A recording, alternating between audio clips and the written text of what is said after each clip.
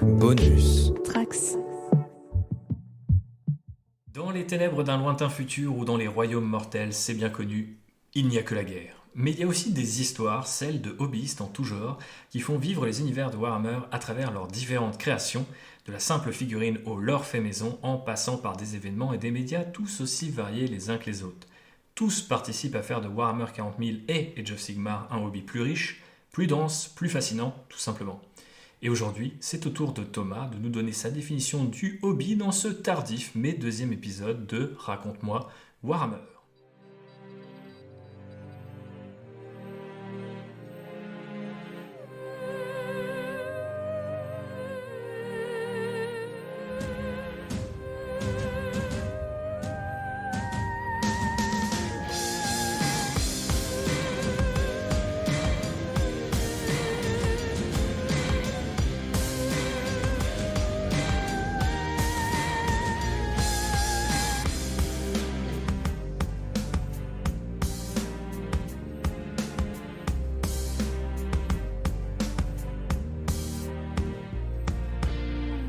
Je le disais en intro, ce format est tardif car le premier et unique d'ailleurs numéro de Raconte-moi Warhammer est sorti il n'y a pas moins de 3 ans, mais j'avais envie de le relancer pour célébrer cette année 2024 avec mon nouvel invité du jour. Et avant de vous le présenter, je vais d'ailleurs vous souhaiter une excellente année et plein de projets hobby pour cette année 2024.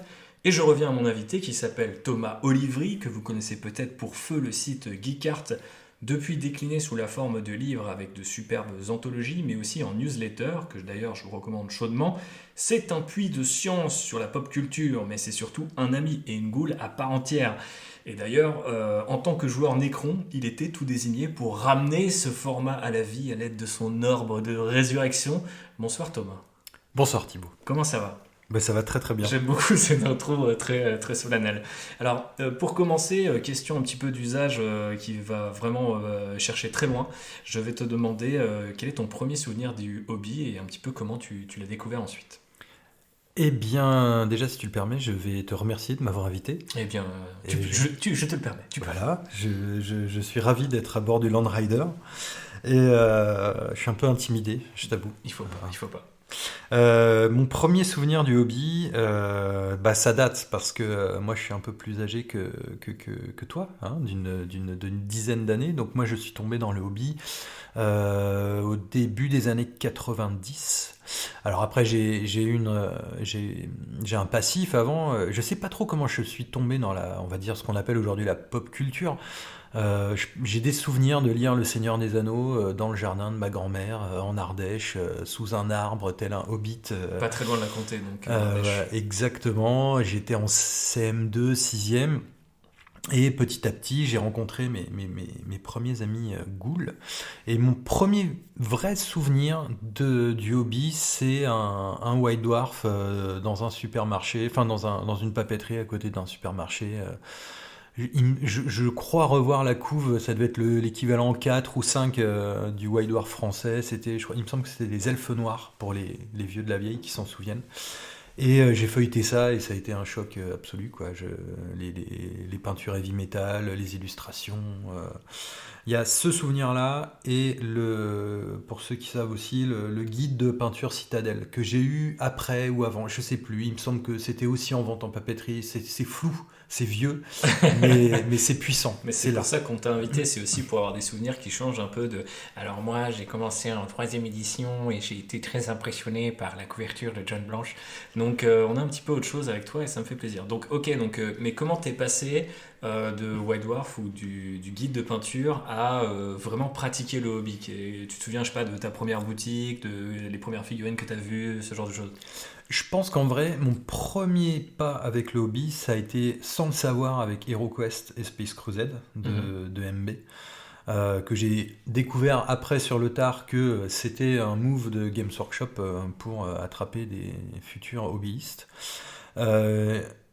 Pour être tout à fait franc, j'ai eu la boîte seconde édition de 40 000. Je ne sais plus dans quelles circonstances. En vrai, c'est le brouillard de la guerre.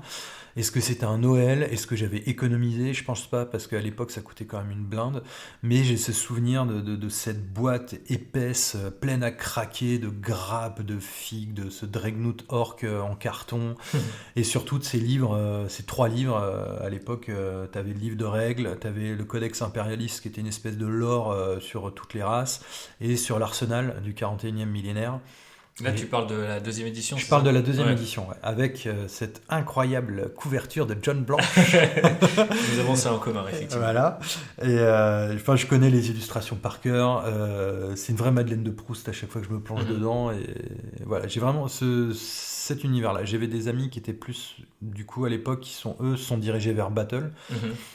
Et pareil, les illustrations, l'univers, ça me rappelle pas mal de souvenirs. Mais moi, j'ai plongé avec la V2 de 40 000. Et à cause de Space Crusade spécifiquement, tu penses ou... Ouais, notamment, ouais. Parce que du coup, on le rappelle pour les plus jeunes ou ceux qui ne connaîtraient pas l'histoire de Space Crusade, comme le disait Thomas, effectivement, l'idée était du côté de chez Games Workshop d'envoyer une sorte de version jeu de sociétéisé de Warhammer. Ça, j'en parle un petit peu dans mon livre sorti chez Ferd d'édition. Hop là, un petit peu d'auto-promo. Merci au coup, Thomas. Mais oui, effectivement, ça a marché visiblement, puisque ça veut dire que des jeunes têtes blondes ont découvert Warhammer 40 000 de point fouet avec un jeu un petit peu, peut-être plus qu'on aurait pu croire plus conventionnel. Et finalement, t'as emmené sur la V2 avec ces 3 bouquins et le fameux Dread en carton. Absolument. C'était l'époque, d'ailleurs. Je crois qu'à Battle, ils avaient un dragon en carton ou un truc comme ça. Exact. Donc, Viverne. Et donc, t'as eu cette boîte Blood Angel contre Orc. Blood Angel. Enfin, après, t'avais 2 escouades tactiques avec les marines figées, tous dans la même position. Et toi, tu les as pas comment? Blood Angel. Ouais. Donc, t'es un vrai de la vraie. C'était ma première légion favorite. Ok. Et la seule à ce jour. C'est bien, on saura. Ça m'enlève une question pour la suite. Mais alors du coup, on est en V2, donc on est au début des années 90, plutôt milieu des années 90. Est-ce que ensuite tu as une espèce de ça va crescendo? Est-ce qu'à un moment tu reprends, tu t'arrêtes? Comment ça s'est passé ensuite? T'as enchaîné sur la V3, V4, etc. Alors étrangement, la V3 elle est sortie en quelle année? 98 je crois. Alors j'avais arrêté déjà. Okay. Pour moi, la V2 c'est 93, 94. Ouais, ça doit être ça. Ouais. Et je sais plus. J'ai écrit un livre mais je sais plus. Bravo. Et j'ai commencé à collectionner un petit peu. Alors comme j'étais jeune, que je savais pas trop où aller, qu'à l'époque c'était des blisters avec 3 figues dedans, donc pour faire une unité de 10, autant dire que ça cumulait déjà beaucoup. J'ai fait un petit peu d'Eldar. J'ai fait un petit peu d'Orc, j'ai fait un petit peu de Blood Angel. Et on jouait avec mes potes en 6e, 5e, on jouait des fois une boîte aux chaussures, Count as Land Raider, enfin ce genre de truc, tu connais quoi. Mais j'ai souvenir de belles parties, pareil, on a fait un peu de battle, j'avais fait du Skaven. Nice. J'avais commencé une armée de nains du chaos. Okay. Une armée, j'avais 5-6 figurines, ce genre de choses. Début d'armée. Voilà, un tout début d'armée. C'est comment ça, une figurine? On s'éparpillait un petit peu. J'ai souvenir qu'on lootait dans les magasins. Alors il y avait le Games Workshop de Saint-Lazare. Ouais, parce que c'est dans la région parisienne. Voilà, moi j'ai vécu ça dans mes Yvelines natales.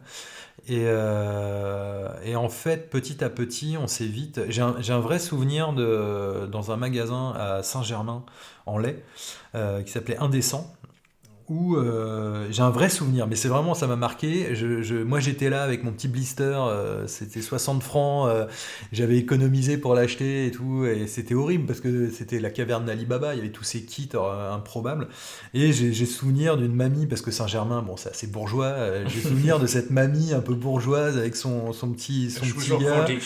Ouais, c'était un peu ça quoi, genre le môme il est reparti avec 3 boîtes et tout, et j'étais avec mes potes, on était blasés quoi. Et en fait je pense que c'est ça qui a fait que on a abandonné. Petit à petit, on a arrêté. Alors, on était toujours un peu dans l'or, dans l'univers, dans le White Dwarf. Mais le prix d'entrée était trop puissant. Ouais. Le prix d'entrée était trop puissant, et c'est justement à ce moment-là qu'est arrivé Rackham. Et donc, j'ai bifurqué Vers Rackham. Vers Rackham. Alors après, en GOE, j'ai joué à 40 000, j'ai joué à Battle, j'ai testé Blood Bowl, j'ai testé Space Marine, la première version, enfin, c'est pas la première version, mais la version épique. Ouais. Et le problème était toujours le même, c'est que quand tu gagnes pas Le prix d'entrée. voilà, le prix d'entrée. Et ça allait un peu mieux chez Rackham. Avec confrontation, avec confrontation. Okay. Avec confrontation, le concept c'était dans un blister, tu as une unité et le livre de règles.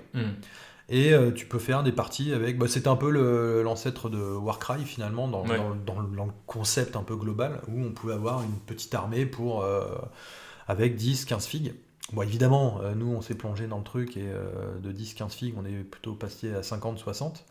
Mais c'est vraiment avec Rackham que j'ai appris à peindre. Ouais. J'allais dire, l'aspect hobby est venu exactement, à ce moment-là. Ouais. Exactement.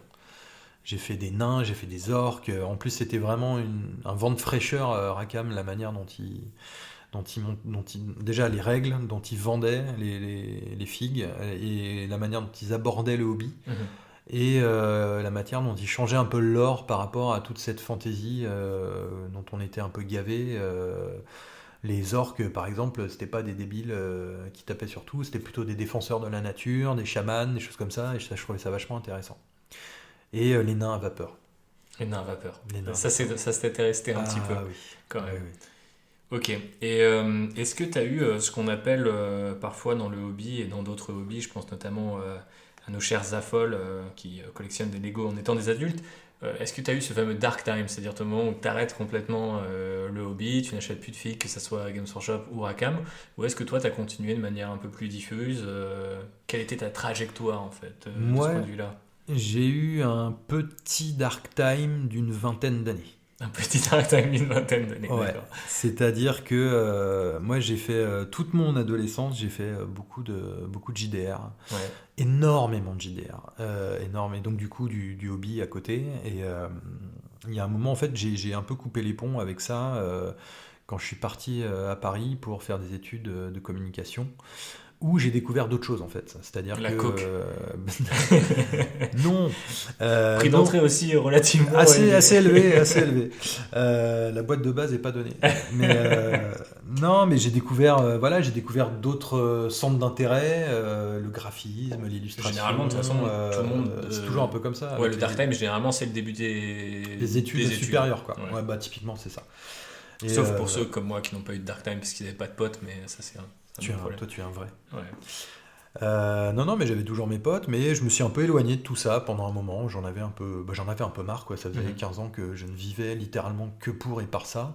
Et je pense que les études, découvrir des gens qui ne connaissaient pas le hobby et qui avaient d'autres centres d'intérêt, donc la musique, l'illustration. Alors je regrette rien parce que c'est grâce à ça que que m'est venue l'idée de ce projet Geekart dont tu parlais en début d'émission. Abonnez-vous. Abonnez-vous. Et donc j'ai eu une période pendant 15-20 ans, je regardais ça de loin. Donc typiquement, pour te dire, la V3 j'y ai pas touché. Donc j'avais déjà un peu arrêté en 98 et j'ai vraiment tout arrêté, je pense qu'on était en 2001-2002 jusqu'à mon arrivée au plein cœur de la V3, l'arrivée des Necrons, l'arrivée des Tau, tout ça t'as pas connu quoi. Loin en fait. J'ai connu de loin parce que je crois que j'achetais encore les White Dwarf. Ouais. Parce que quand même faut pas déconner. C'est le sevrage. Exactement. Mais pendant 15-20 ans, j'exagère quand même, une quinzaine d'années on va dire. En fait j'ai repris quand j'ai déménagé de Paris pour vivre à Nantes et que j'ai redécouvert un peu ça via un ami commun, Clément, qui m'a réintéressé au hobby. Qu'on salue. Qu'on salue et à qui on fait de gros bisous. Ouais, pour les anciens qui ont connu l'époque où je travaillais pour Safe Fantasy, on avait fait un podcast avec lui sur le lore Warhammer 40 000 à l'occasion de ce qui, je crois, était les 30 ans de Warhammer 40 000, parce que c'était 2017, donc ça doit être ça, Mais ça devait être ça, parce que... On est aux 35 ans depuis l'année dernière, donc Moi, ça passe vite. Ça passe beaucoup trop vite. Et moi, c'est en le rencontrant, du coup, qu'il m'en a reparlé. Je lui ai dit, on peut avoir cet âge-là et continuer le hobby, c'est fou. Mais alors, le hobby, t'en es où? Ah, tu parlais, toi? Ah, ouais, d'accord. Mais tu vas voir, il y a une V8 qui sort bientôt, et apparemment, ils vendaient ça comme le retour, l'édition qui ferait revenir les gens, les anciens.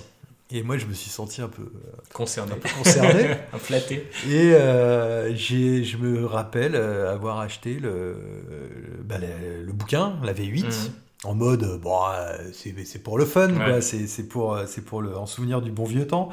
Quelle ne fut pas mon erreur. T'as remis un doigt dans l'engrenage et Et c'était fini. c'était Et fini. c'est à ce moment-là qu'on s'est rencontrés d'ailleurs. Exactement. Exactement. Enfin, on s'était déjà croisés plusieurs fois avant, mais c'est à ce moment-là qu'on a vraiment commencé à discuter. Tout à fait. C'est un peu notre, comment on appelle ça dans Spider-Verse, c'est le canon event de Exactement. notre relation. C'est vrai, c'est la V8. Et donc t'as repris avec la V8 et ça a continué jusqu'à aujourd'hui. Ouais, Donc pas de mini Darkrai non, entre-temps. fini. Ok. Et Fini, donc fini. Warhammer 40 000 et Age of Sigmar. Eh bah oui. Et Warcry. Eh bah oui. Et d'autres choses que tu m'aurais caché ou non? Non. Il y a Epic, mais ça c'est un... C'est un doux rêve que nous caressons tous les deux. C'est vrai. Peut-être lors de nos vieilles années, qui sait. Alors du coup, maintenant qu'on a un petit peu la chronologie qui est définie, je propose de rentrer dans le vif du sujet. Et je vais commencer avec une armée. Tu nous as parlé de Blood Angel, d'Eldar, d'Orc, etc. Mais je vais commencer avec l'armée qui t'a fait revenir à Warhammer 40 000. Parce qu'il me semble que c'est celle-ci qui est très importante. Et cette armée, c'est les Nécrons. Et ce qui est d'autant plus amusant que tu ne les as pas connus lors de leur arrivée ou alors de loin via White Dwarf dans les années 2000. Alors, est-ce que tu peux m'expliquer pourquoi les Nécrons à ce moment-là et pourquoi ils sont restés finalement si proches de ton cœur par la suite? C'est simple en fait, c'est-à-dire que quand j'ai pris la décision de retourner au hobby, je voulais. Alors, bon, déjà, j'avais 15 ans de figurines, entre guillemets, à rattraper, ou en tout cas visuellement, de lore, d'update, de figurines. Ça et fait tout. quoi comme sensation ça? Parce que du coup, j'ai jamais connu. Est-ce qu'on se sent un peu noyé ou au contraire, c'est super excitant de se dire, ouais, il y a 15 ans, rattraper trop bien, trop de trucs à bouffer, j'adore. C'est un mélange des deux, c'est-à-dire qu'il y a un côté un peu overwhelming, genre waouh, Too much. ouais, c'est trop quoi. Mais d'un autre côté, t'as cette espèce d'excitation que j'avais quand j'étais au collège et que je rentrais dans un magasin de hobby et que Il du fallait coup, tout reprendre. bah ouais, Ouais. c'était trop bien. Et les Nécrons, en fait, moi, j'avais l'impression, même si c'était pas le cas en vrai, de connaître un peu toutes les factions.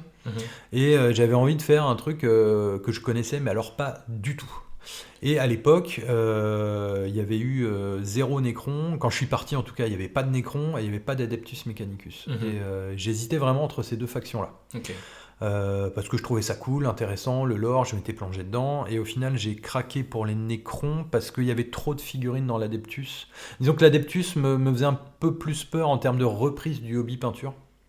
Et il y avait certaines figues que j'aimais pas du tout. Et les Nécrons, à l'époque, pour moi, toute la gamme était nouvelle, en fait, même si, en fait, c'était pas le cas. Et je trouvais le lore plutôt cool, intéressant, facile à peindre pour revenir dans le hobby de manière un petit peu smooth. Ouais, je pense que tu as eu raison de faire ce choix. Et finalement, je me suis accroché et puis ils sont vraiment restés dans mon cœur. Et puis c'est mon armée principale aujourd'hui. Et qu'est-ce qui fait que tu les as adoptés finalement? Moi, je trouve ça assez marrant que j'ai jamais eu de coup de cœur pour une faction que j'ai pas connue dans mes 5 premières années de hobby en fait. Du coup, je sais pas si ça m'arrivera un jour, mais Je pense que j'avais quand même un souvenir de l'arrivée de ces Nécrons métal qui était un peu improbable et qui déjà à l'époque m'avait un peu interpellé. ouais, en fin de seconde édition. Voilà, exactement. Oui, ils avaient un lore complètement différent, enfin plus ou moins différent. Je sais plus trop, ça faudra que tu me dises. C'est Ça intéressant. a pas mal changé, mais les premiers guerriers Nécrons, c'est des androïdes du chaos. Exact. Et après, il y a eu en V2, c'est le début des codex, et quasiment toutes les factions ont eu un premier codex à ce moment-là, sauf les Nécrons, et pourtant ils avaient déjà le Lord, ils avaient déjà les Immortels en métal, et les guerriers, et ils avaient également aussi un espèce de, je crois que l'ancêtre du Destroyer, qui est une espèce de speeder triangulaire avec une parabole, je sais pas si tu le visualises. Absolument. Et Absolument. Il y avait des le lore scarabs. n'était pas encore très très bien Ouais. défini. Et puis la V3 nous a proposé un truc très Lovecraftien de cette espèce qui est dominée par les Cthulhu. Maintenant c'est l'inverse et qui les a asservis. Et un peu insondable en fait. Et maintenant ils ont plutôt des motivations, des personnages, etc. Et d'ailleurs c'est une question que je voulais te poser, mais je te laisserai répondre à la fois sur ton amour pour ces petits gars de métal, mais aussi effectivement si toi ça t'avait gêné ou est-ce qu'au final t'avais pas perçu cette dichotomie que moi j'ai connue pour les joueurs Nécrons de l'époque. Il y a les New Crowns qui ont le côté héros nommés, qui ont une destinée, qui ont des personnalités, et le côté All Crowns où au contraire il y avait des joueurs qui adoraient ce côté complètement anonyme et cette mort un peu froide, clinique qui avance et qui est un peu dominée par des êtres insondables que sont les Cthulhu dont on ne savait à peu près rien à l'époque, quoi. Toi, t'es plus l'un, l'autre, ou au final, t'aimes bien les deux versions? J'ai envie de te dire un peu des deux, Ouais. capitaine, parce que moi, ce que j'aime beaucoup, alors après, j'ai appris à apprécier le lore au fur et à mesure des parties, au fur et à mesure où je me plongeais un peu plus. J'adore, je pense que c'est aussi un côté, putain, j'ai raté les Rois des Tombes dans Battle, et je pense que j'aurais C'est ta revanche. adoré les faire. Bientôt, peut-être. Peut-être. Et ce côté Égypte antique me fascinait. Ce côté horreur cosmique me fascinait aussi. Enfin, disons ce côté un peu, c'est un peu des espèces de zombies. Enfin, qui peut ne pas aimer le concept de zombies, pharaons, magiciens, robots Terminator. Enfin, je veux dire, ça coche toutes les cases. Et puis il y a ce côté de civilisation endormie qui se réveille petit à petit. Et justement, moi, dans le lore, j'ai adoré. Il y a une dimension, mais après, c'est très grimdark, c'est très Warhammer, ce côté un peu tragique de cette civilisation antique, de ce choix du roi silencieux qui a condamné sans le vouloir toute son espèce à la damnation éternelle. Et en fait, au final, je trouve ça assez intéressant le fait que il n'y ait que les nobles, on va dire, qui ont la faculté de penser, de réfléchir, de discuter entre eux, de parler, qui ont une conscience, et ces guerriers de métal par millions qui sont autour d'eux et qui les accompagnent, qui obéissent au doigt et à l'œil à leurs généraux. Il y a ce côté aussi un peu folie cosmique des overlords qui se réveillent après 40 millions d'années de sommeil et qui ont juste pété un câble et qui voient le passé dans le présent. Enfin voilà, il y a tout un pan de cette culture-là que j'ai trouvé vraiment fascinant.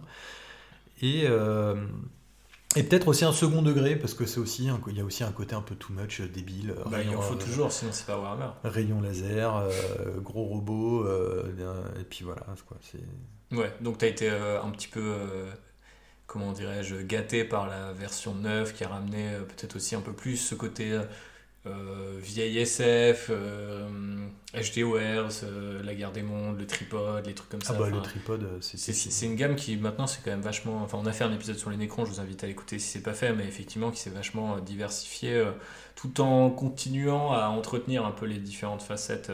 Bon, généralement, toutes les factions de Warhammer ont du mal à être résumées. Alors, le schisme entre les anciens Nécrons et les nouveaux Nécrons, parce que c'est vrai qu'il y a quand même une énorme différence. Mais c'est une faction qui a quand même énormément évolué. La plupart des factions ont beaucoup évolué, mais je pense que c'est vraiment eux, avec peut-être aussi peut-être les Tyrannides, où il y a eu une perception très différente entre le début et la suite. Mais je pense que c'est cool aujourd'hui parce que tu peux toujours, je pense, entretenir ce côté horreur cosmique, Égypte antique, zombies, enfin t'as plein de trucs. Et aussi maintenant le côté machines qui viennent de l'espace avec des gros rayons laser. Donc moi je trouve ça très très cool, c'est une armée que je voyais comme très unilatérale il y a encore quelques éditions et qui je trouve au fur et à mesure a vraiment gagné en personnalité, donc je peux comprendre pourquoi elles ont fini par te séduire. Et du côté des Age of Sigmar, comment ça s'est passé en fait? Parce que j'imagine que tu as repris dans la foulée de 40 000. Est-ce que c'était par lassitude avec 40 000 ou l'envie d'essayer de... Est-ce que tu es plus fantasy ou SF à la base? En fait, je t'ai pas posé cette question. À la base, je suis plus fantasy. Ouais. C'est juste qu'il s'était avéré à l'époque que c'est un pote à moi qui avait acheté Battle et donc j'allais pas racheter Battle, donc j'avais acheté 40 000 un peu pas par dépit, mais parce que à la base j'étais plus attiré par Battle et puis au final ça s'est avéré être aussi merveilleux que Battle, mais du coup oui, je me suis senti, enfin c'était évident que j'allais plonger un moment aussi dans Age of Sigmar, même si tu le sais mieux que moi, toi qui as vécu vraiment ça, l'arrivée d'Age of Sigmar a provoqué un peu un schisme parmi les... Là aussi, ouais. Beaucoup de schisme dans l'histoire de Warhammer. Moi, l'avantage, c'est que j'ai pas connu ça. J'ai pas connu la fin de... Du coup, c'était la V2, quasiment. Ouais, c'est ça. J'ai pas connu la fin de Battle, la fin du Vieux Monde. Je trouvais ça bizarre. Je suis bon et tout. Et puis au final, je trouve... why not, quoi. Mais en même temps, j'avais pas 5000 points d'armée sur socle carré. Donc ça me que t'as brûlé dans une vidéo et que tu vas devoir racheter pour World War. Exactement. Et non, j'ai trouvé ça fascinant et du coup c'était l'occasion pour moi de satisfaire un peu cette frustration de jamais avoir vraiment joué ou collectionné Battle. Donc du coup, je suis tombé dans les gobs. Et pourquoi les bons gobelins alors?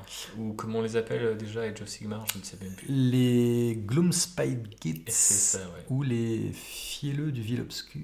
Oh, pas mal. crois que Le c'est- monsieur à la VF, je crois que c'est ça. j'apprécie les sous-titres. Pour deux mots, Squig et Troll. Ok. Voilà. Donc pas pour les gobelins en l'occurrence. Non, en fait. Souvent cette armée d'ailleurs, elle rassemble les gens qui sont vraiment plus pour l'un ou pour l'autre. Donc toi tu as fait vraiment beaucoup de squig et beaucoup de trolls. J'ai fait que ça. Mhm. Mais parce que, après, c'est une autre discussion sur Sigmar, mais en fait, peut-être que tu allais y venir sur la peinture ou. Non mais vas-y. Ben, en fait, j'ai beaucoup plus de plaisir à peindre du Sigmar que du 40 000. Et comment t'expliques ça? Parce que, d'une, je pense que je suis plus fantasy à la base. Mhm. Et que j'ai l'impression c'est des histoires qui me paraissent plus naturelles et c'est une peinture qui me paraît plus fun en fait. Mhm. Faut dire que moi je fais du Plus léger peut-être. peut-être plus léger, Ouais. mais moi j'ai toujours été fasciné par les gros monstres Mhm. et du coup peindre des trolls pour moi c'est un bonheur absolu. Et je m'emmerde un peu plus sur C'est les vraiment socles. le jeu à gros monstres en plus. C'est le jeu Ben Sigmar, oui. genre chaque faction a C'est- un ou c'est- plusieurs gros monstres, des héros sur monstres. Et, C'était fait pour toi en fait. je pense, ouais. Et par rapport à 40 000, je sais que moi, personnellement, Sigmar, je serais capable d'acheter toutes les armées, de faire toutes les armées. J'ai envie de peindre toutes les armées. J'ai envie de faire des listes avec chaque armée. Alors, sauf les nains en slip. Ouais. Et ça, je pense qu'on est nombreux. Ah, les Fire Slayer, tu veux dire? Voilà. Je pense qu'on est nombreux à penser ça. On ne sait toujours pas ce que cette faction vient faire ici. Qui sont-ils? Quel est leur Quels sont leurs réseaux? On ne sait pas. Mais ouais, j'ai envie. J'adorerais faire du Luminette. J'adorerais faire de l'Empire, enfin du Cities of Sigmar. D'ailleurs, j'ai changé d'avis plusieurs fois. Hein. Toi-même, On va en reparler. toi-même, tu sais. Mais même du Chaos, de l'Orook. J'ai envie de tout faire en fait. Et j'arrive pas vraiment à m'expliquer. Je pense que c'est le lore, enfin c'est l'univers fantasy qui me parle plus dans mes fibres et qui me fait plus rêver que la SF. En fait, je pense que ça a toujours été le cas. Et donc j'ai envie de raconter des histoires dans les socles, dans les peintures, tu vois, mes gobelins, leur socle, c'est un printemps juste après la fonte des glaces, donc il y a encore des petites touches de neige et voilà. Des petites herbes, des petites plantes, des petits champignons. Absolument. Oui, tu mets beaucoup d'amour dans ces figurines-là, et notamment, il y a ce vieil adage que la peinture de figurines, c'est les socles et les visages, c'est bases and faces, comme disent nos amis d'outre-Manche. Et je pense que tu l'illustres très bien avec cette armée de gobelins très, très joyeuse et très champêtre. Enfin, il y a un côté un peu très la puissance de la forêt, quoi. Il y a presque un côté un peu... Ouais. Enfin, je le pense comme un compliment, mais très cartoonesque en fait, je trouve, dans cette faction, mais spécifiquement Oui. dans ton interprétation de celle-ci en fait. Alors que quand tu lis C'est super dark. Battle Tome, c'est horrible en fait. Ouais. Il y a des histoires de villes humaines qui sont envahies par des champignons qui leur sortent par la bouche, par les yeux. Enfin, c'est absolument dégueulasse. Mais les filles sont juste trop marrantes, quoi. Ouais. Et puis ils sautent sur des squigs. Enfin, c'est incroyable. Ouais. Les boing. Les boing. Effectivement. Revenons peut-être à quelque chose de plus froid et de plus métallique. Je voulais faire un petit aller-retour puisqu'on en est on va dire à la discussion autour de tes armées favorites. Mais on a fait Warhammer 40 000, on a fait Age of Sigmar. Je veux revenir à la science-fiction parce que je m'insurge contre ces deux invités qui viennent me dire au micro qu'ils préfèrent la fantasy à Warhammer 40 000. Alors qu'on joue à Warhammer 40 000 et on joue très peu à Age of Sigmar, c'est quand même le comble. C'est vrai. Mais pourquoi les Iron Warriors alors? Pourquoi les Space Marines du Chaos et pourquoi spécifiquement les Iron Warriors? Comme ta deuxième armée de reprise, ouais, si je dis pas de bêtises. Ouais. Et je sais pas si je les préfère au Necron ou pas. C'est marrant comme on a, toi-même tu sais, qu'on a on a une vraie relation avec nos armées et parce qu'on y met du cœur, mais on y met de l'argent, mais on y met de la passion, on y met du temps et on a il y a vraiment quelque chose qui se passe avec ces petits bonhommes en plastique.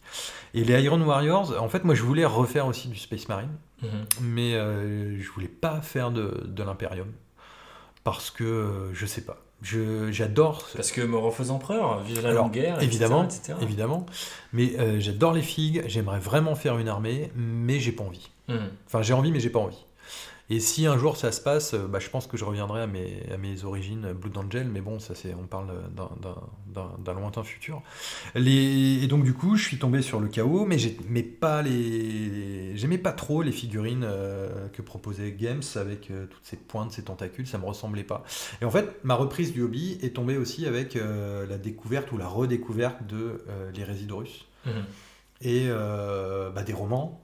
Et de Forge World que je ponds d'un site que j'ai poncé et reponcé. On a tous poncé jusqu'à sa disparition récente. Paix à son âme. Et du coup, en fait, le déclic, ça a été l'armée d'un. Parce que du coup, ma reprise du hobby s'est accompagnée de la découverte de l'internet du hobby. Je fais une petite digression parce que moi, à mon époque, j'avais pas ça. Ouais. Nous non plus, je te rassure. Toi non plus, c'est vrai que Mais du coup, on a vu l'évolution de ça. Alors que toi, t'as laissé le truc, c'était limite Wildar fait rien d'autre. Ouais, et t'es revenu et il y avait c'était, des ressources dans tous les il y avait sens. les chaînes, il y avait le Bon Coin, il y avait les groupes Facebook, c'était la folie quoi. Et donc moi j'ai découvert Tabletop Tactics, Yes. qui est une. J'allais dire qu'on salue, mais ils ne nous connaissent pas du Mais tout. peut-être que si, hello. Hello guys. Qui est une chaîne qui est super, on va dire noob friendly, parce qu'ils sont sympas, ils sont marrants, ils se prennent pas la tête, et t'as un côté méta, mais un côté aussi fun. Et donc t'as un de ces mecs-là qui s'appelle Baird, que je salue aussi peut-être, on sait jamais, qui a une armée d'Iron Warriors qui était plus ou moins basée sur les figues de l'Horus Heresy. Et là je me dis, c'est ça en fait. Moi j'aurais des marines amères, vénères, en métal, des engins de siège, des figues de l'Horus Heresy ou des potentiels de conversion de dingue. Et après le fluff d'Iron Warriors. T'as kiffé. Ah ouais, moi je suis à fond. Ouais. Mais t'as jamais eu envie de passer d'une autre, de cette légion à une autre? Non, jamais. Non. Ok. C'est marrant parce que moi j'ai cette théorie très personnelle parce que ça m'est arrivé que les Iron Warriors c'est un peu la légion par laquelle tu rentres parce que ils sont pas trop mutés, du coup ils font pas trop peur et ils ont des véhicules de siège donc ça reste encore un peu pas trop ésotérique, pas trop bizarre et tout. Et en fait au bout d'un moment tu fais non mais en fait le truc bizarre c'est trop bien tu vois. Et, du coup tu vas vers d'autres légions. Et en tout cas moi j'ai fait Iron Warrior, World Bearers, Death Guard, Black Legion. Et, pas mal. Et je pense que j'ai piqué à Black Legion tu vois. Mais les Iron Warriors du coup gardent une place très spéciale dans mon cœur parce qu'effectivement mais je trouve que c'est aussi pour ça que ça m'intéressait en dehors de ton côté vétéran, hein, tu as les épaulières blanches et les clous sur le front, mais je veux dire, il y a aussi cet aspect-là, c'est que tes armées représentent vachement bien, comme tu disais, il se passe quelque chose avec ces petits bonhommes et ça devient un petit peu qui on est, j'aime trop sentir en anglais on dit la take, mais la vision que les gens ont d'une armée. Parce qu'il y a des gens qui copient en fait les couleurs de heavy metal et il n'y a pas de problème à cela. Il y a des gens qui convertissent vraiment à mort et qui vont quasiment pas vers le jeu, donc ça devient presque une sorte de truc très artistique, peut-être parfois un peu plus obscur et tout. Et il y a des gens qui disent, en fait, moi mes Space Marine KO je les imagine comme ça et du coup j'ai donné finalement corps à ma vision où toi tu as été chercher du Horus Heresy, d'autres gammes comme Tortuga Bay si je dis pas de bêtises. Oui.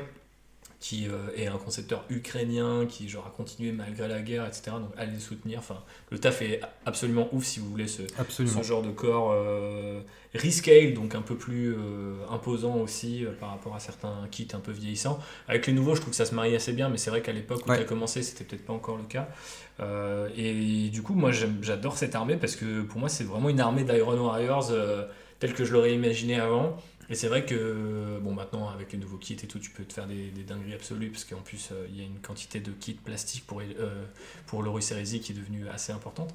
Mais à l'époque, moi, je sais que j'étais un peu en mode genre, putain, il tient un truc, le garçon, avec ses Iron Warriors. Et j'ai bien aimé voir grandir cette armée, que tu as refaite en plus, si je dis pas. Ouais, c'est ce que j'allais dire. Pour donner justement encore à cette vision. Ouais. C'est-à-dire que c'est la première armée que j'ai refaite avec vraiment une vraie vision. Avec un vrai truc, je savais où je voulais aller. J'avais commencé avec des figues de l'Horus Heresy d'avant, on va dire. C'est les plastiques genre Betrayal at Calth ou l'autre c'était Burning of Prospero. Ouais. Et donc j'avais monté toute mon armée comme ça. Et puis, là, ils sont trop petits. Et après, exactement, j'ai fait putain, ils sont trop petits parce que c'était à l'époque où sont arrivées toute la nouvelle vague de KO, de Black Legion, etc. Et moi, ça m'emmerdait et je me suis dit, bah non. Et puis. Déter quand même. De quoi ? T'es déter quand même. Ouais, j'avoue. Mais parce que, en fait, je pense que j'ai eu une illumination sur. une figue, un hobbyiste où il y a eu ce côté grime, streaking grime, weathering à fond, Ouais, tu utilises beaucoup de pigments, beaucoup du d'effets pigment de... un peu réaliste Ouais. et je me suis dit putain mais c'est ça que je veux faire. C'est vraiment, je me suis dit c'est ça que je veux faire. Donc en fait j'ai revendu toute mon armée. Et j'ai tout racheté. Enfin, j'ai tout racheté. Heureusement, maintenant, il y a Internet. Enfin, Il y a les occasions, il quoi. y a les occasions, exactement.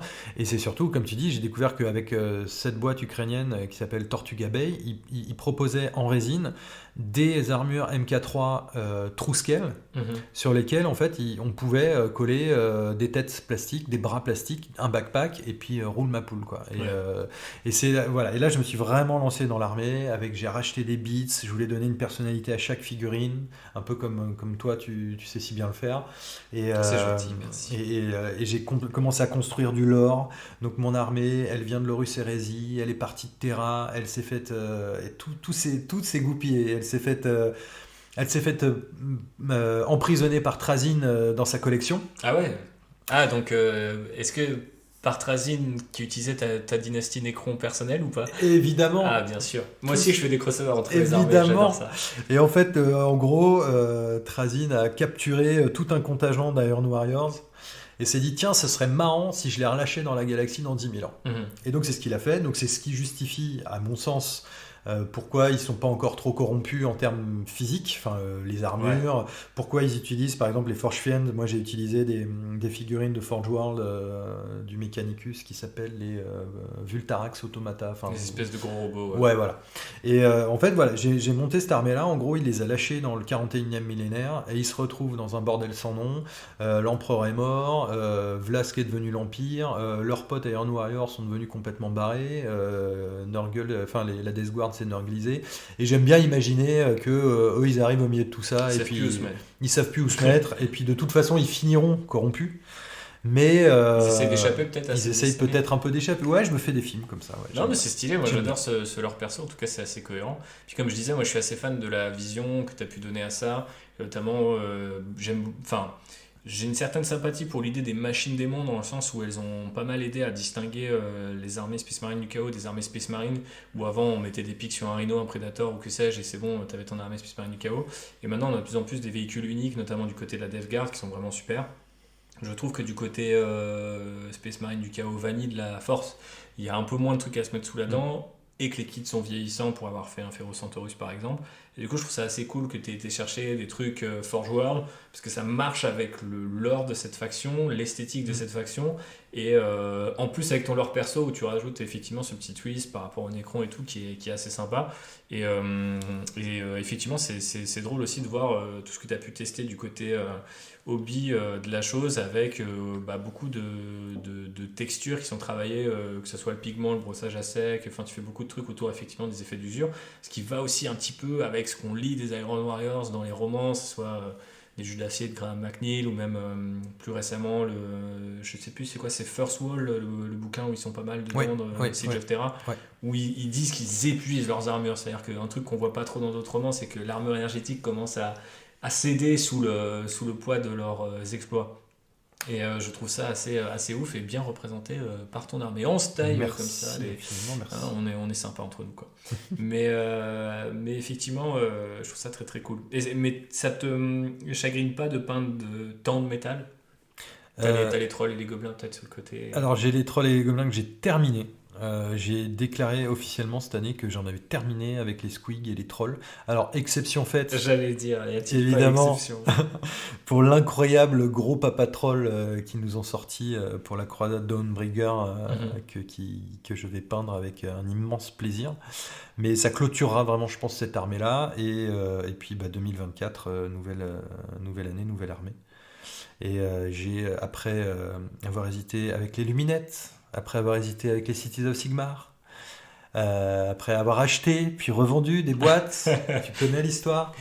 En fait, j'ai adoré le fluff des Cities, j'ai adoré les figurines qu'ils ont révélées, les fusiliers, le canon, et je me suis rendu compte après que ça faisait encore du métal, encore des armures, et j'ai dit ben non en fait.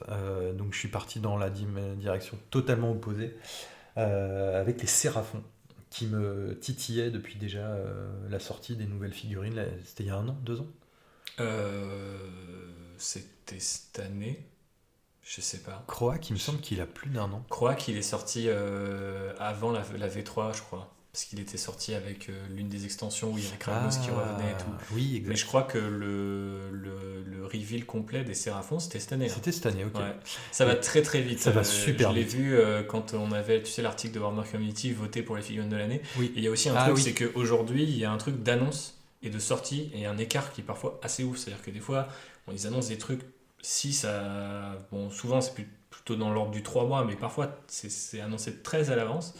Et typiquement, dans les sorties de cette année, il y a Angoron.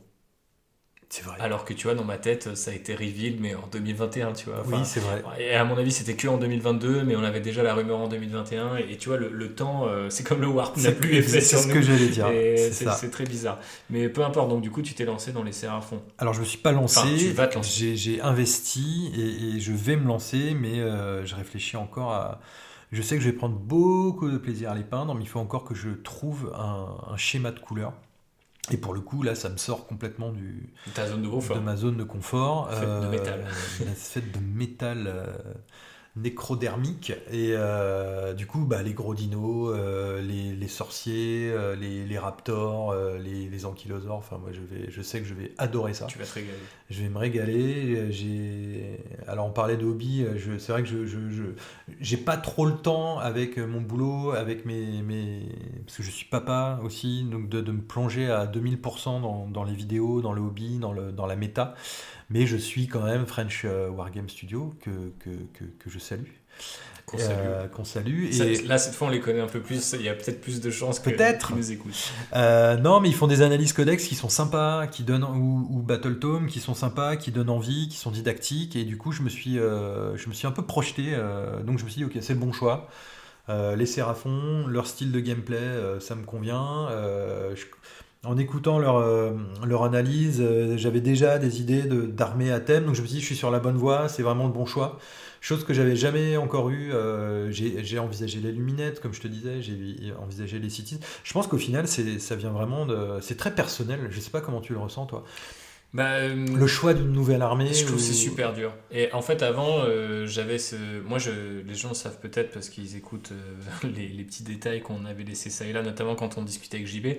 Moi, j'ai besoin de faire un espèce d'énorme document où il y a de la recherche, des débuts de lore, des débuts de recettes, des tutos, etc. Et en fait, pendant très longtemps, je faisais ces documents-là et j'enchaînais pas sur une armée. Et je savais pas vraiment dire pourquoi en fait. Je me disais, mais attends, mais j'avais la hype à un moment, finalement, pourquoi j'ai pas fait le truc? Et je sais que c'est difficile pour moi de choisir aujourd'hui, mais je pense que, comme tu dis, il y a une espèce d'exploration qu'il faut faire. Et c'est très bizarre parce que je pense que c'est une exploration qu'il faut faire en amont.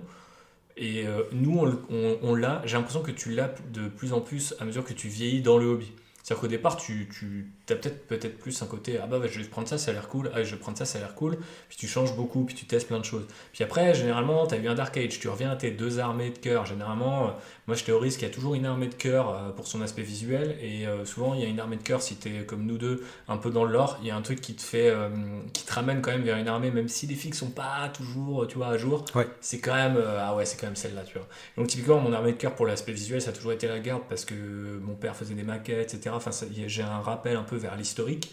Et le côté lore, c'est plus Space Marine du Chaos qui me faisait super flipper quand j'étais plus jeune.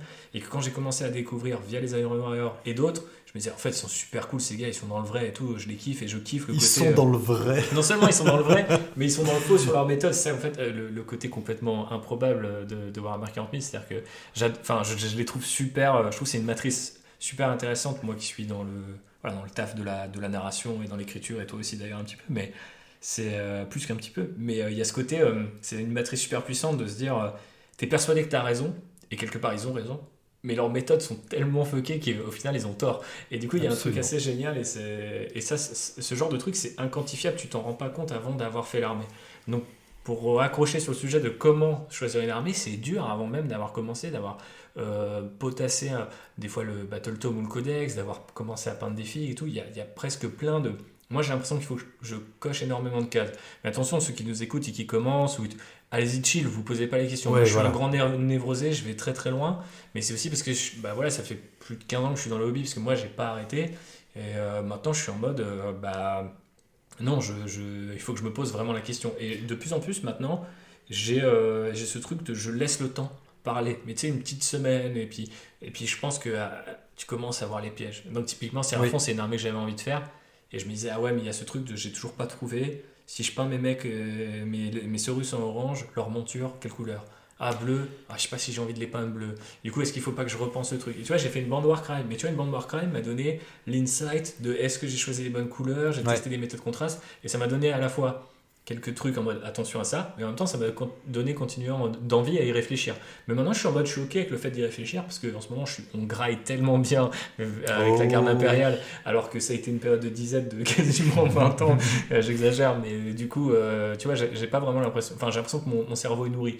Mais c'est vrai qu'il y a un moment, notamment où je voyais pas arriver les nouvelles sorties de garde et je tournais un peu en rond sur la Black Legion, je me suis dit, Age of Sigmar faisait beaucoup de l'œil. Tu vois, par exemple, j'ai fait des Idonettes, je pensais à des Séraphons, pareil, les Luminettes, moi je trouve ça trop bien. Il y a beaucoup d'armées qui me tentent à Age of Sigmar, mais aujourd'hui, à l'heure où je te parle, je suis plus en mode. Ben, en fait, les Stormcast, il y avait le côté, il y a plein de sorties, il y aura toujours plein de Ouais. sorties. Il y a le côté, je peux m'appliquer sur certains détails et laisser l'armure intacte. Et puis, encore une fois, c'est un peu historique, mais c'est plus dans une version un peu, on va dire, très. Là, je m'y connais beaucoup moins, par exemple, que tout l'aspect Seconde Guerre mondiale que je racontais sur l'épisode pour les tanks, par exemple. Mais l'histoire romaine, ça m'a toujours passionné. Et l'idée, c'était Stormcast romain. Et depuis que j'ai vu les Stormcast la première fois, je me suis dit, notamment ceux de la deuxième génération, donc avec les capes de loup et tout, Les je suis en mode sacro-saints, putain. non? Non, vraiment, pas ceux de la V2, mais tu sais, le 1.5, Oui, d'accord. ceux qui chassent Ouais, et tout, ouais, ouais. leurs arbalètes et tout. Eux, ils avaient vraiment un côté romain, tu vois, ou auxiliaire romain. Et Ouais. j'étais en mode, ah, une armée comme ça pourrait me tenter. Alors qu'au départ, j'ai trouvé super moche la silhouette, je trouvais super moche. Et c'est vachement affiné en V3. Et le char, Ah, il le m'a char. fait complètement. Tu vois, il m'a eu. Mais tu sais, des fois aussi, c'est des sorties qui te ramènent Ouais. dessus. Et je sais plus où j'en venais avec ça. Bah, c'est comme ça que je choisis, moi. Enfin, c'est sur la durée et en étant un grand névrosé et en cochant un certain nombre de cases. Mais maintenant, je sais que ces cases peuvent prendre plusieurs années à cocher. Et c'est pour ça que quand tu m'as dit, ah, je suis pas sûr de faire Séraphon, parce que là, on révèle tout à bord du Lone Rider. Parce qu'en plus, tu vas en faire. Et j'étais en mode, en vrai, je vais pas en faire ni l'année prochaine, ni sans doute l'année suivante. Donc tu peux y aller. Mais moi, Parce que j'ai envie de les typiquement, voir sur table, tu vois. ouais, ouais, ouais. Mais moi, typiquement, c'est vrai que c'était ça qui me bloquait un peu, c'est le fait que toi, tu voulais les faire et que tu dis, bon, bah, c'est quand même con, on n'est pas si nombreux que ça à jouer à faire du hobby dans notre petit cercle. En plus, on commence à se faire.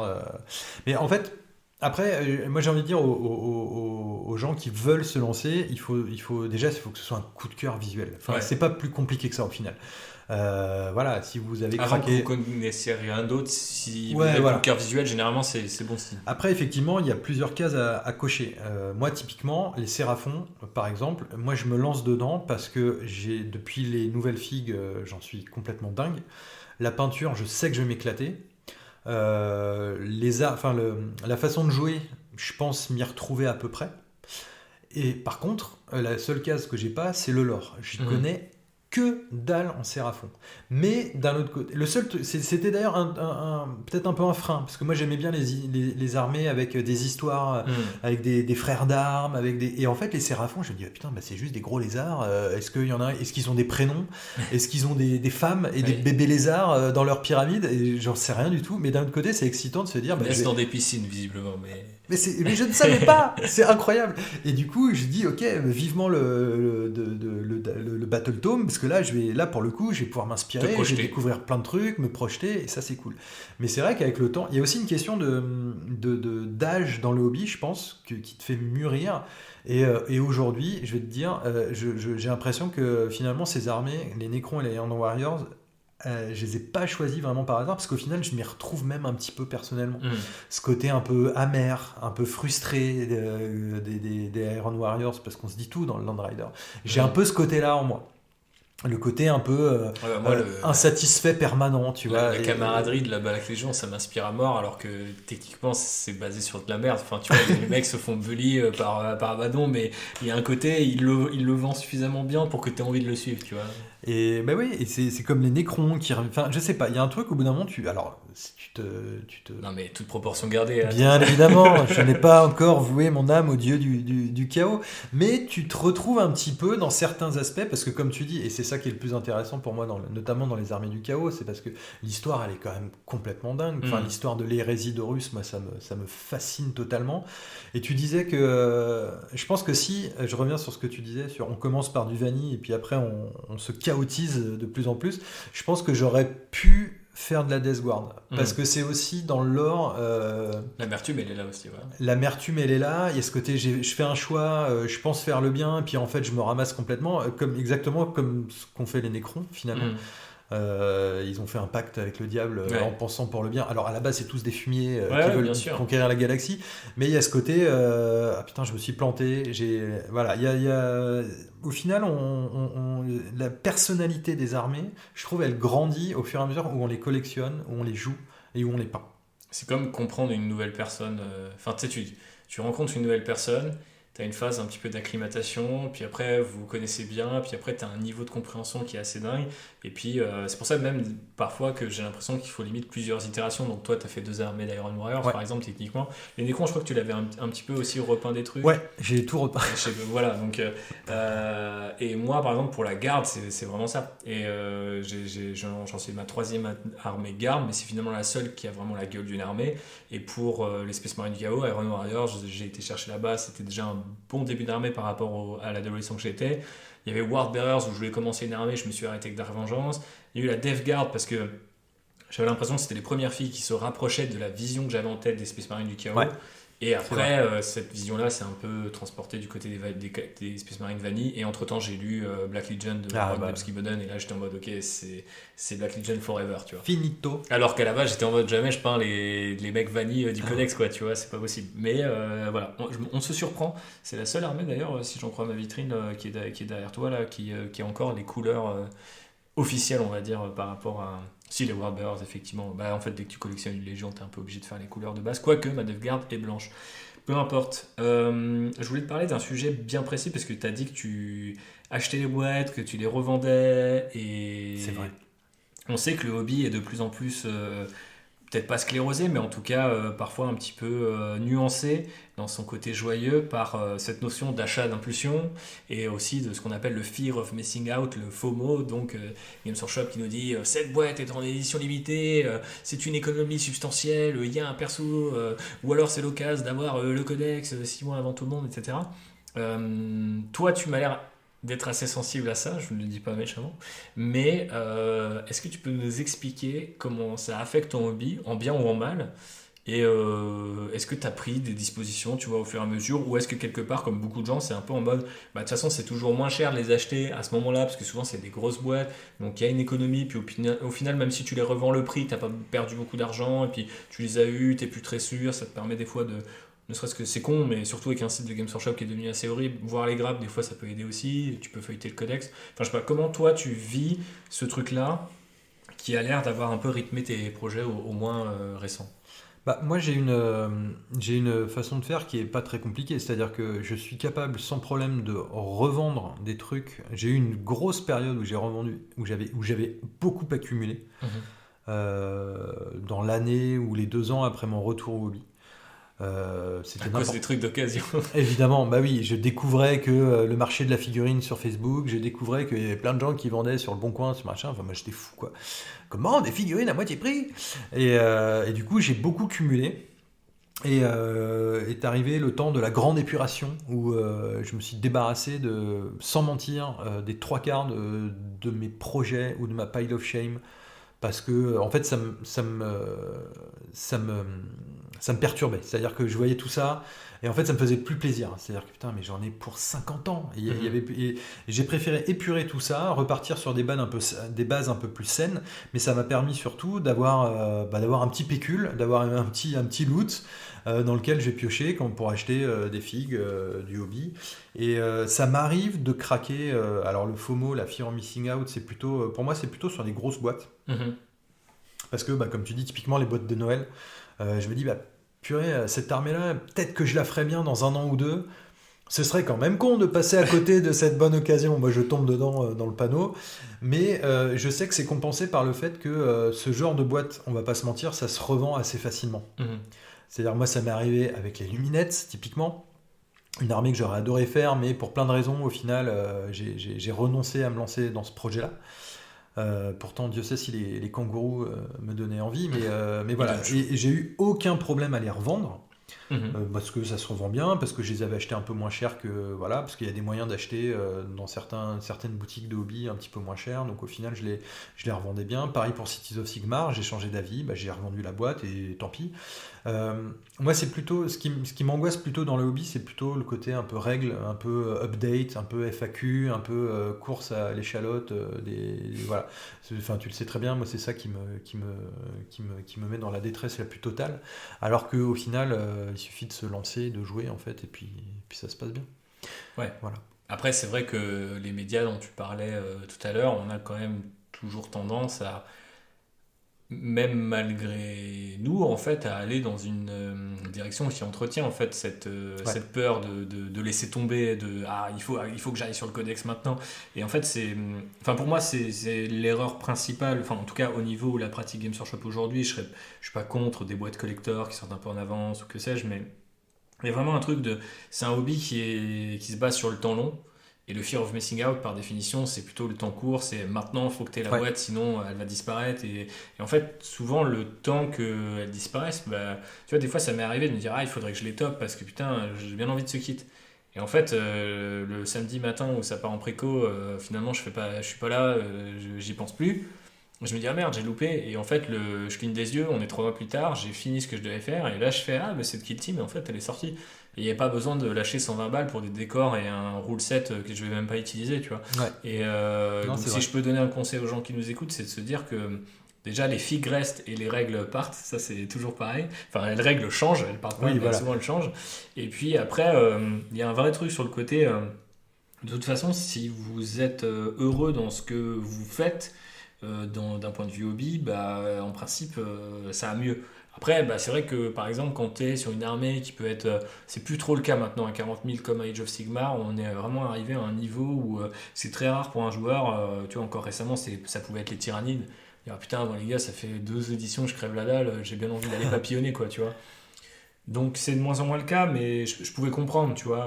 Moi, je sais qu'à ma période où la garde, c'était pas trop ça, et j'étais pas trop sûr de KO, j'étais tenté par plein de trucs. J'ai pas craqué parce que j'en avais pas forcément l'argent, mais je peux comprendre pourquoi ça vient. Mais après, effectivement, je sais pas, c'est compliqué parce qu'on a quand même toujours envie d'être un peu à la page et un peu. Enfin, je peux comprendre d'où ça vient, tu vois. C'est ça. Mais je pense que tu as raison, c'est un hobby sur le temps long, mais genre vraiment long. Parce que les gens n'ont plus l'habitude. Non, mais clairement, les gens n'ont plus l'habitude. Et c'est vrai que c'est un hobby qui implique tellement d'investissement. Alors, financier, évidemment, c'est comme un gouffre à pognon et on a de la chance de pouvoir en acheter, ou en tout cas, on a la chance aussi d'avoir des moyens d'acheter des figurines moins chères via le marché de l'occasion. Donc ça c'est bien, mais c'est entre l'investissement financier, l'investissement personnel, la peinture. En fait, il faut prendre le temps d'avoir une vision. Mais c'est pas facile parce que quand tu rentres dans le hobby, puis t'as l'excitation, il y a la nouvelle figue, il y a une nouvelle faction, le nouveau détachement. Mais prendre son temps, c'est important parce que moi, je sais que ça m'a déprimé de stacker ma pile of shame. J'étais pas bien, je profitais plus du hobby.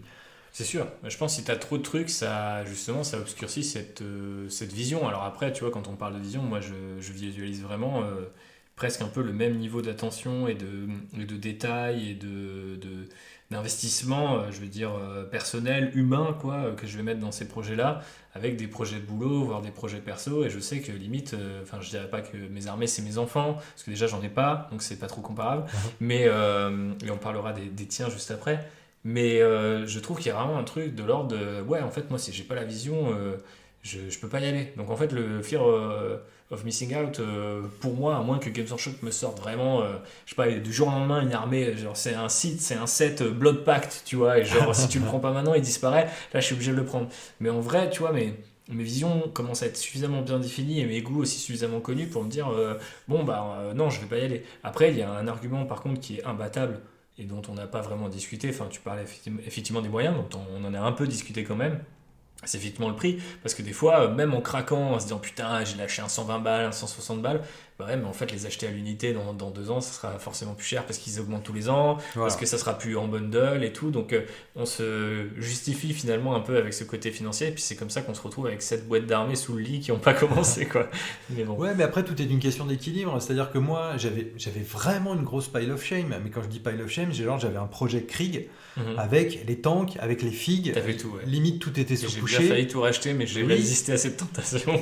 Et à un moment, je me suis dit, mais attends, j'ai mes Necrons, j'ai mes Iron Warriors, j'ai mes Gobelins, j'ai peut-être d'autres trucs, mais quand est-ce que je vais les faire? Quand est-ce que je vais les jouer? Et je suis arrivé à un âge où en fait, moi, j'ai envie de jouer avec des armées peintes. Donc, je sais que entre le moment où je commence et au moment où je vais jouer avec, il va se passer, si tout va bien, je sais pas, 6 mois, 1 an, avant que je puisse avoir 500 points de pain avec lesquels je vais prendre du plaisir à jouer. Donc, je me suis dit, et en fait, c'est une question d'équilibre, c'est-à-dire, j'ai une pile of shame encore, mais rien à voir avec ce que j'avais avant, et surtout, il y a un horizon à cette pile of shame, c'est-à-dire que je sais que dans 1 an, 2 ans, 1 an, ouais, je peux l'avoir terminé. Donc ça reste raisonnable, parce que je pense sincèrement que la pile of shame fait partie du hobby.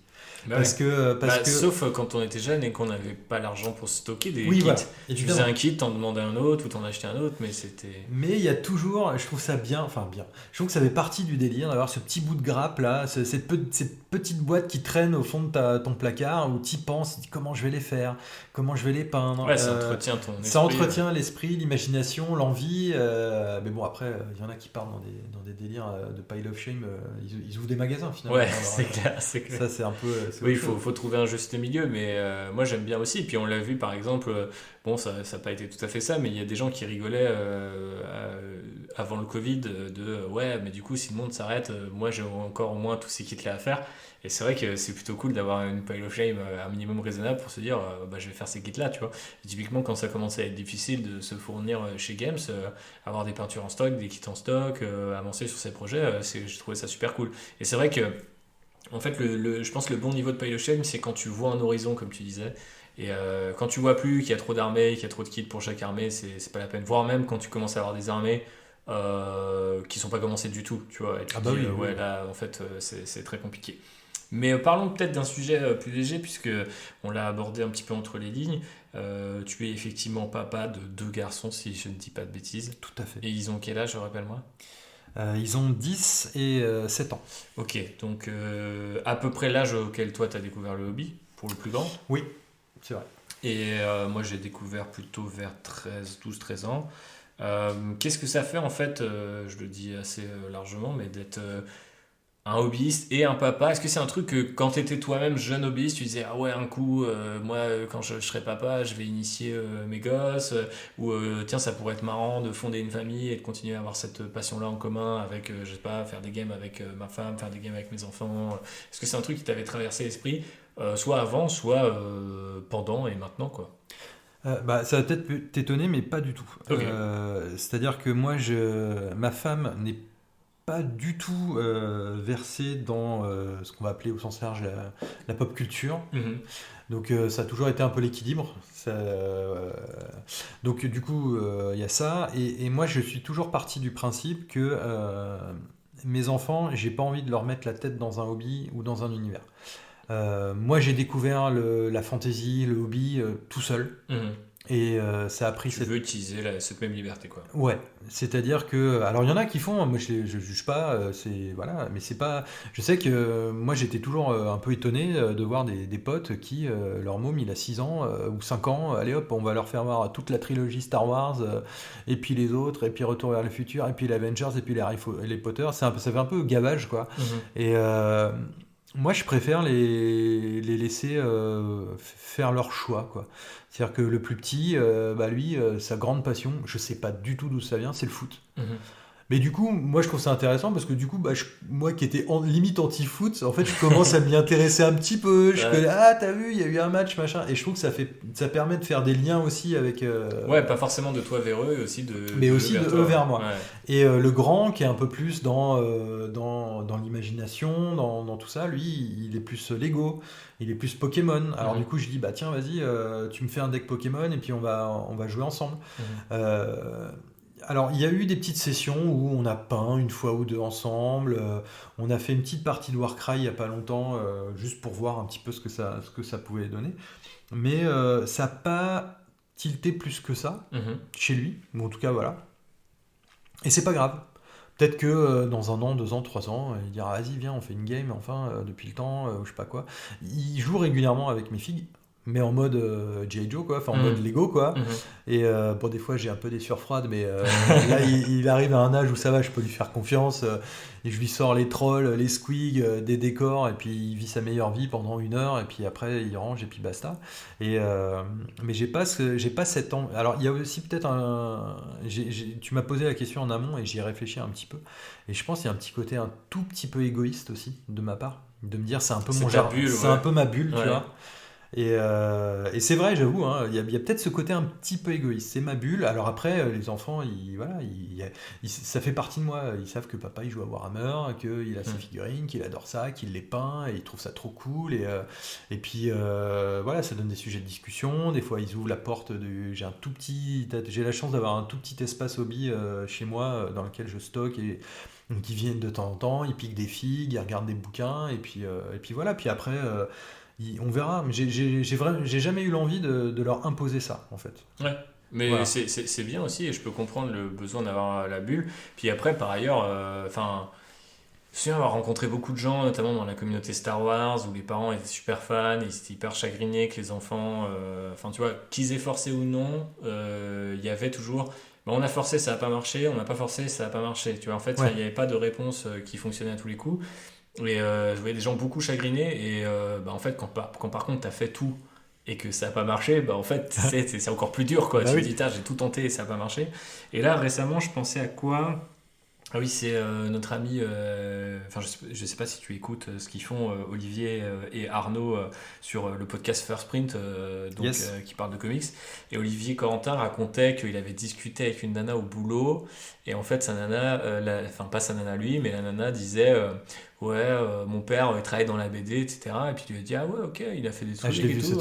Et en fait, la nana lui a dit, ouais, vite fait, une série, tu vois, il a sa série, il a fait sa série. Et en fait, il s'est rendu compte que son père, c'est Arleston, et donc c'est lui qui a créé la série L'Enfeu, ce que tout le monde, je pense, qui nous écoute, connaît au moins de près ou de loin. Tout simplement. Et donc, du coup, il y a vraiment ce truc des fois d'un écart générationnel de c'est le truc à papa.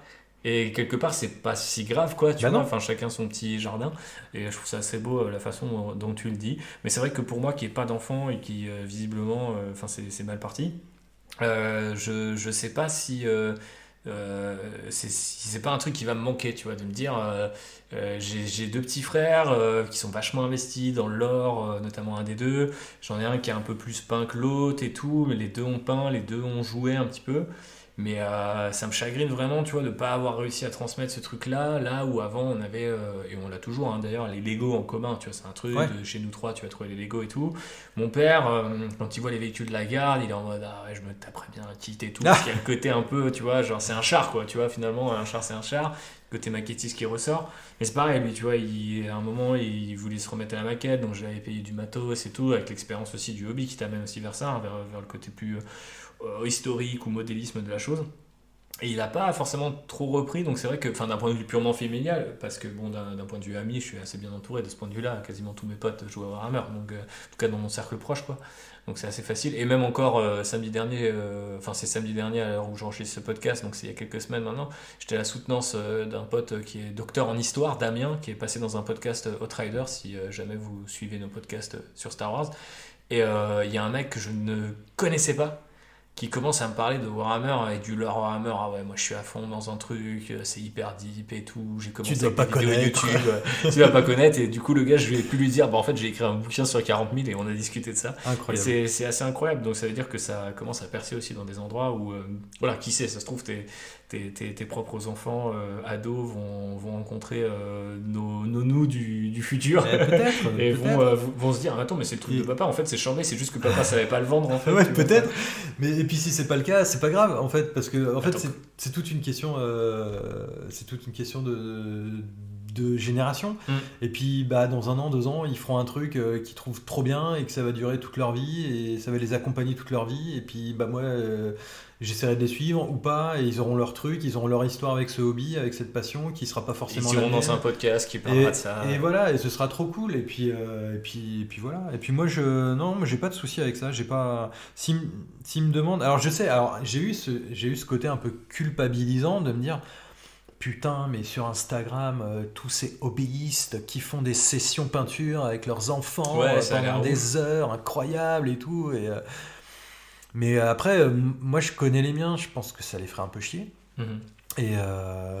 Et puis je sais pas, bah après ça se fait naturellement ou ça se fait pas, et puis c'est comme ça quoi. Ouais, bah ouais. Non, je pense que c'est une Voilà. bonne philosophie. On n'est pas là pour imposer notre hobby à tout le monde. Non, et Mais puis, cela dit, si tu devais initier des gens à Warhammer 40 000, quel que soit leur âge, enfin à Warhammer 40 000 ou au hobby de manière générale, pas forcément 40 000, qu'est-ce que tu leur dirais pour les convaincre et leur présenter le truc? Parce qu'en fait, souvent, alors quand les gens viennent chez moi, il y a la vitrine, donc il y a quelque chose de très tangible qui a Ouais. tendance à vraiment happer les gens. Et pour avoir bossé en boutique Games Workshop, vous pouvez pas savoir le nombre de gens qui rentraient juste pour voir la vitrine de plus près, ce qui est quand même assez bizarre. Enfin, c'est assez bizarre et assez beau, quoi. Mais qu'est-ce que toi tu dirais aux gens où voilà, tu es dans le bus, où il n'y a pas de réseau, comment tu décris ce truc, quoi? alors, mais il y a plusieurs questions. Comment je décrirais ce Enfin, truc? comment tu le vends à quelqu'un, quoi? Parce que Euh, moi, je me souviendrai toute ma vie de Raphaël qui me raconte ce que c'est des Space Marines en moto, et à la fois c'était exactement ça, mais pas du tout ça, tu vois, et je trouve que c'est assez génial. Bah, moi, ce que je trouve rigolo dans ce hobby-là, c'est que j'ai l'impression, mais c'est peut-être de moins en moins le cas, que c'est un peu le dernier hobby vraiment niche, quoi. Ouais, C'est-à-dire qu'on a vécu. Alors moi, j'ai bouffé. Enfin moi, j'ai bouffé du jeu vidéo, j'ai bouffé du jeu de rôle, j'ai bouffé du jeu de figue, etc. Et j'ai vu comment ça a évolué aussi un petit peu. Et bah aujourd'hui, le jeu vidéo, ça fait des années que ça s'est démocratisé, mais je peux te dire, au collège, voilà, c'était pas le cas.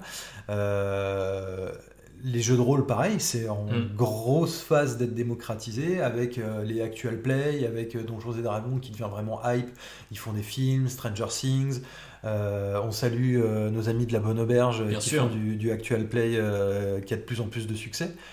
Mais le hobby, même si il commence à y avoir des trucs, je trouve que ça reste une des passions qui est les plus difficiles à appréhender. C'est-à-dire que, ouais, moi je kiffe les jeux vidéo, ok, je vois ce que c'est, Ouais. je peux comprendre. Ouais, moi je fais du jeu de rôle, ah ouais, Stranger Things, Donjons et Dragons, ouais, je vois ce que c'est, ouais, c'est marrant. Mais alors le hobby, mon gars, pour expliquer à quelqu'un que tu achètes des bonhommes en plastique sur grappe, que tu découpes, que tu colles Tu et vois que tu Henri peins. Cavill, Ah oui, alors là c'est bien, ils les ont donné il nous a aidés, le don des dieux. il nous aide, Ouais. il nous aide Mais beaucoup. là-dessus, je dis un truc intéressant et je fais la connexion avec Tabletop Titan, c'est toi qui en parlais tout à l'heure. Il disait dans un de leurs podcasts, je ne sais plus lequel c'est, je crois que c'est le podcast avec un psychologue. Il parlait de santé mentale à propos Tactics. du hobby. Ah, c'était Tactics, C'était j'ai dit quoi? Tactics. J'ai dit Titans, ouais. Ouais. Une autre chaîne que j'aime bien, mais c'est bien Tactics, effectivement, auquel je pensais. Et il parlait de ça, et je crois que c'est dans celui-là où il disait, en fait, le hobby, c'est comme le métal maintenant. C'est-à-dire que le métal, on a cette image, la musique métal, a cette, voilà, de trucs un peu soit niche, soit avant-gardiste, soit très, voilà, c'est réservé à un cercle d'initiés, alors que c'est la musique qui vend le plus. C'est là où la musique s'est le plus développée, là où les C'est festivals vrai. sont plus Ouais. développés, etc. Il y a un côté, ça paraît dès l'extérieur être une toute petite niche, un truc limite bizarre, et en fait, quand tu es dedans, il y a des millions de gens. Ouais. Et en fait, je pense que c'est ça dans le hobby. Alors qu'à l'époque, je pense qu'il y avait peut-être pas des millions de gens, mais il y en avait sans doute beaucoup. Mais ce qui manquait, c'est Internet, en fait. Et du coup, les gens étaient dans des cercles Oui, isolés. d'accord. Et il y avait Ouais, toujours ouais, un peu ouais. ce truc de. Tu sais, on a gardé cette structure du cercle de joueurs. Sauf que maintenant, ah putain, dans l'autre cercle, bah, ne serait-ce que les chaînes YouTube, sont des cercles de joueurs. Donc en fait, on voit ce que les autres font et tout. Et il y a un côté maintenant où nous sommes un peu légion. C'est plus facile de définir notre passion par rapport à ça. Mais c'est vrai qu'il y a quand même un côté un peu. C'est par cercle concentrique. Et si t'es jamais touché parce que je sais pas, ah ouais, j'ai un pote, ah bah j'ai le mec d'une copine à moi, ou même la copine, parce que ça c'est aussi vachement féminisé, ce qui est plutôt cool. Mais c'est vrai qu'on est encore dans un truc un peu. Il n'y a pas des barbelés et des miradors dessus comme à une époque, mais il y a un côté un peu en mode attends, mais c'est quoi exactement? Donc tu peins et tu joues. Parce qu'il y a toujours un peu ce côté-là, c'est-à-dire Oui. le JDR, c'est du jeu. Alors qu'il y a des figurines sur le JDR, ça pose pas problème aux gens, Non, ça, bizarrement, ouais, tu ouais, vois. ouais. Mais nous, non, je sais pas, on est encore trop goulesque. On est trop Mais goulesque, c'est le mais temps qu'une série mette des héros en scène avec des ouais, Warhammer. ça va venir dans quelques années. Non, mais je pense que l'avantage avec ce hobby, c'est que moi, en fait, par exemple, dans le jeu de rôle, je n'ai jamais joué en dehors de mon cercle d'amis. Hmm. Et là aujourd'hui, j'aurais beaucoup de mal à jouer avec des personnes que je connais pas ou qui me sont pas présentées comme Pas- personnes de confiance Ouais. entre guillemets par un membre de mon. C'est-à-dire que typiquement toi, Raph, ça fait partie pour moi de l'expérience de hobby. C'est-à-dire que tu passes un bon moment avec des mecs que tu connais bien ou des Donc toi, nanas. tu jouerais pas avec des gens que tu connais pas. J'aurais beaucoup de mal en tout cas. Hmm. Et c'est pour ça que je suis pas du tout tournoi ou a priori c'est pas un truc qui m'attire. Mais l'avantage avec ce hobby-là aussi, c'est que tu peux le faire contrairement au jeu de rôle, tu peux partir dedans solo. Ouais. C'est-à-dire que tu peux dire, je vais juste peindre des figues, je vais acheter un pinceau, une figue que je trouve cool, Tu verras et, si j'ai et envie puis voilà de quoi. voir d'autres gens. Et puis au pire, je ferai que de la peinture et ce sera très bien. Mais moi, pour revenir à ta question, comment j'introduirais les gens au hobby? Je pense que j'introduirais de deux manières. C'est-à-dire qu'effectivement, tu as le côté faut peindre, mais oh là là, mais jamais de la vie, mais tu comprends, mais combien t'as de figurines? Bah, tu vends Warcry en fait. Mhm. Warcry, tu dis, bah écoute, t'as 10 figues à peindre, t'es même pas obligé de les peindre, mais déjà commence à lire un peu les règles, l'univers. Je pense que c'est vraiment la meilleure porte d'entrée pour l'univers. Puis tu peux le vendre en mode jeu apéro, les gens ils connaissent le jeu apéro, tu prends du saucisson, de la bière, tu joues avec des gobelins, c'est cool, et puis voilà. Et surtout, moi, ce qui a beaucoup marché pour moi, c'est ce côté un peu apaisant. C'est ce côté, tu parlais tout à l'heure de Tabletop Tactics, qui avait invité un psychologue et qui parlait justement de tous les bienfaits sur le mental que ça pouvait apporter. Moi, je parlerais de ça aussi. Mhm. C'est-à-dire qu'il n'y a pas longtemps, je sais plus avec qui je parlais de ça, du hobby justement, parce que moi, typiquement, je fais quasiment plus de jeux vidéo, parce que ça m'apporte plus grand-chose. Mais je parle sur le niveau personnel. C'est-à-dire que quand je joue 2-3 heures à un jeu vidéo, à la fin j'éteins la console et je fais bon bah voilà quoi, je vais me coucher. Tandis que le hobby, il y a ce côté, j'ai créé quelque chose. Mhm. C'est peut-être pas Ça beau. reste. C'est peut-être pas beau Ouais. au début parce que tu maîtrises pas assez les outils, mais il y a ce côté, surtout aujourd'hui, moi j'ai un taf où je passe ma vie devant un écran en fait, et le soir bah, j'ai plus envie de passer ma soirée devant un écran. Donc je suis à mon atelier, j'ai mes pinceaux, j'ai ma petite musique, j'ai le podcast Land Rider dans les oreilles, Nice. et j'oublie tout et je construis un truc, je fais un truc de mes mains, et à la fin c'est peut-être un peu bancal et tout, mais c'est moi qui l'ai fait, et il y a ce côté un peu fierté, un peu Ouais, tangible. tangible, ouais. Et surtout, complètement. plus que tangible, je suis complètement d'accord avec tout ce que tu dis. Moi, ce qui m'épate encore aujourd'hui, puisque là, on voit en V10, on a fait beaucoup de parties, toi et moi, Raphaël, etc., petit groupe de Nantais, là. Cette régularité amène une envie de peindre, enfin, donc, du coup, de monter des figues qu'on Ouais. a peut-être dans notre pile of shame, puis de peindre, puis on peint, donc on finit notre soirée, comme tu dis. Puis, tu sais, moi, des fois, j'ai fini de peindre une figue. Et du coup, je commence à la visualiser. Souvent, je commence d'un lore ou d'une conversion que j'ai envie de faire. Je me dis, ah ouais, j'aimerais bien faire un commissaire avec une masse d'armes parce que je trouve ça stylé et tout. Puis ça fait vraiment en mode le bâton, quoi, tu vois. Et genre, je le fais. Et puis après, je commence à me dire, ah, comment il pourrait s'appeler? J'ai un petit nom et tout. Je commence à peindre. Puis après, je vais me pioter. Et je commence à réfléchir à des petites scénettes et tout dans ma tête. Et je suis en mode, putain, ça continue. Puis le lendemain matin, je fais, ah ouais, dans une game, faudrait que je fasse une liste avec lui et tout. Allez. Et en fait, genre, ça ne C'est s'arrête sans jamais. fin, ça Et te parce que à s'arrête la jamais. rigueur, voilà, il y a plein de hobbies manuels ou même, tu vois, le truc un peu art plastique, le craft, etc., où tu peux faire ça. Mais je suis pas sûr qu'il y ait ce côté mise en mouvement un peu permanent. C'est-à-dire, ok, t'as peint, mais c'est que le début en fait. Enfin, même quand t'as fini le liseré du socle, en fait, peut-être que tu vas l'ajouter au sein d'une liste, tu vas faire une game, il va avoir un autre rôle, il va y avoir des anecdotes qui vont s'ajouter. Tu le joues pas pendant 15 ans, tu le ressors un moment. Ah ouais, vous savez, les gars, il y avait cette anecdote, ah, vas-y, j'en mets, on va faire une apocalypse, fous tous tes commissaires dans Allez. la game. Enfin, en fait, c'est inépuisable en fait. Mais d'ailleurs, C'est ça qu'il faut dire aux gens. C'est une très bonne signature pour Games Workshop, quoi. Ce n'est que le début, quoi. T'as Ce pas n'est que- idée, mon gars. Ouais, c'est clair. Mais non, mais voilà. Pour moi, c'est un hobby. Alors par contre, pour revenir sur le côté papa, machin et tout, boulot et tout, c'est vrai que du coup, c'est un hobby qui est ultra prenant. C'est-à-dire que moi aujourd'hui, j'ai pas la force mentale ni le temps de faire vraiment autre chose. C'est-à-dire que j'ai mon taf, j'ai mes projets perso, j'ai mes envies, j'ai mes gosses, j'ai ma famille, j'ai tout ça. Et donc le hobby, du coup le soir, c'est sûr que tu peux pas faire une session d'une demi-heure et puis c'est bon quoi. Ou alors c'est rare quoi. Où tu peux à la rigueur mettre un ou deux coups de pinceau, mais entre le montage, entre les conversions, la peinture.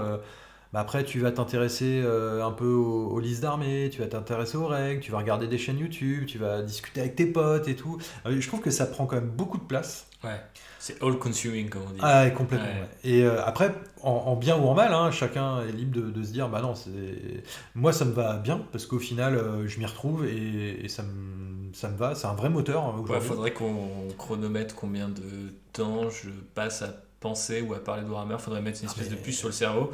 Je pense que c'est le plus clair de mes journées. Ce qui est très bizarre parce que j'ai l'impression que c'est un hobby et un truc assez secondaire dans ma tête, dans ma vie, dans les priorités. Alors en fait, je pense que en fait, pas du tout. C'est pas du tout secondaire. Et c'est ça qui est bien parce que, tiens, tu vois, typiquement, quand j'étais môme, j'ai ce souvenir que quand ça n'allait pas, en vrai, hein, mais je te dis ça, quand ça n'allait pas, je m'étais fait recaler par une fille, ou j'avais une sale note, ou vraiment les parents, c'est tous des cons. Enfin, vraiment, quand ça n'allait pas, je pensais au hobby, et tout de suite ça allait mieux, quoi.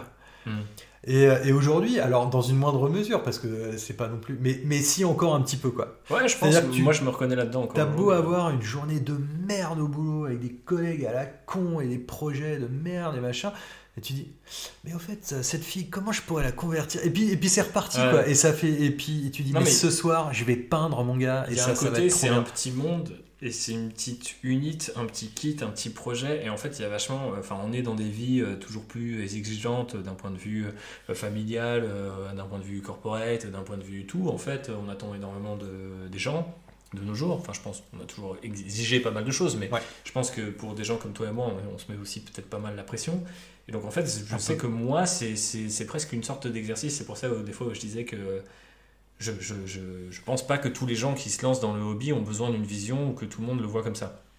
Moi, là où j'ai besoin, c'est que des fois, c'est quand même assez un kiff de me dire, ok, là, donc je vais te le raconter tel que je l'ai fait il y a quelques jours, je vais me faire le nouveau commissaire. Ah, je kiffe cette fille.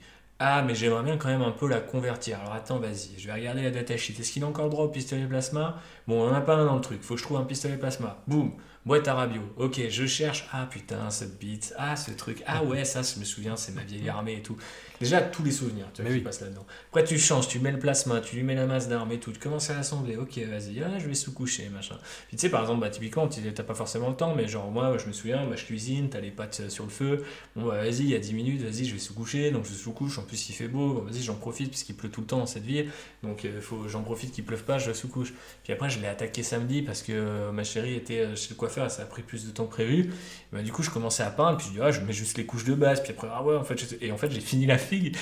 Et il y a un truc de genre, putain, en fait, la statue elle est bien, le sculpte est ouf et tout. Et en termes de jeu, limite, ça n'a pas ou peu d'intérêt ou peu d'impact. C'est vraiment 30 points dans ma liste d'armée. Ça coûte pas grand chose. Et ça t'a pris une semaine de réflexion. Mais tu vois, dedans, en fait, mais voir plus que ça. Et surtout, en fait, je me suis dit, mais c'est super. Puis en le mettant dans la vitrine, j'ai comparé à Gaunt, un autre commissaire. J'ai des commissaires, j'ai un vieux commissaire en plastique, j'en ai d'autres en métal qui traînent. Et du coup, je me suis dit, j'ai quand même ce truc de genre, c'est des petits un peu. C'est presque des copains, en fait, ces vieilles figues et tout, tu vois, ou plus récentes, en fait, que tu mets tous ensemble dans la vitrine. J'ai pas un Alraem que tu m'avais offert par ailleurs, juste après, ou dans la foulée, avant, je sais plus. Et j'aime bien aussi ce côté-là, et effectivement, pour moi, c'est le temps de cette figue, ça devient une sorte de monde à part entière, et le monde tourne autour de cette figue, ou de cette unité, ou de cette armée, si je vois les choses en grand, et que je commence à planifier, je sais pas, des conversions, des couleurs, etc. Mais c'est toujours une espèce de truc qui rend, au-delà du côté thérapeutique de la peinture, qui me calme, etc., et puis moi, ça me fait pratiquer mon lore, donc c'est important pour mon métier, ça peut être exercer sa créativité, ce qui est important aussi. Mais il y a vraiment ce côté, au pire, je réduis le monde à ce truc. Et genre, si ce truc est bien, ça va me faire du bien et je vais me coucher à peu près serein dans un monde de zinzin, il faut le dire clairement. Donc voilà. Mais après, le problème, c'est que des fois, quand je suis pas satisfait d'une conversion ou d'une peinture, ça me fait l'effet inverse. C'est-à-dire que je ne peux pas dormir. Je peux pas dormir tant que j'ai pas Oui. trouvé une solution. Et puis il y a aussi, de temps en temps, on en parlait, il y a aussi ce côté un peu burn-out parfois. Bah ouais, où bien tu te sûr. dis, putain, mais à force d'en parler, à force d'en faire, à force de machin, tu te dis, mais il y a autre chose dans la vie. Et puis de toute façon, ces figurines, c'est de la merde parce que j'arrive pas à les peindre. Et puis machin. Enfin, ça arrive, ça arrive. Moi, ça m'est arrivé où je fais une pause pendant une semaine ou je sais pas quoi. Et puis après, mais la passion n'est jamais repartie en fait. Et c'est vraiment, il y a un côté que j'aime beaucoup. Il y a vraiment une dualité dans ce hobby, je trouve, entre ce côté où t'es tout seul, dans ta bulle, plus rien n'a d'importance que cette figue que tu vas faire ou cette unité que tu es en train de convertir parce que tu y as pensé avant, parce que tu sais ce que tu vas faire après et parce que voilà, tu es vraiment dans ce côté, il y a vraiment un côté thérapeutique que je trouve vraiment fascinant et solo et solitaire et à côté, tu as le côté partage.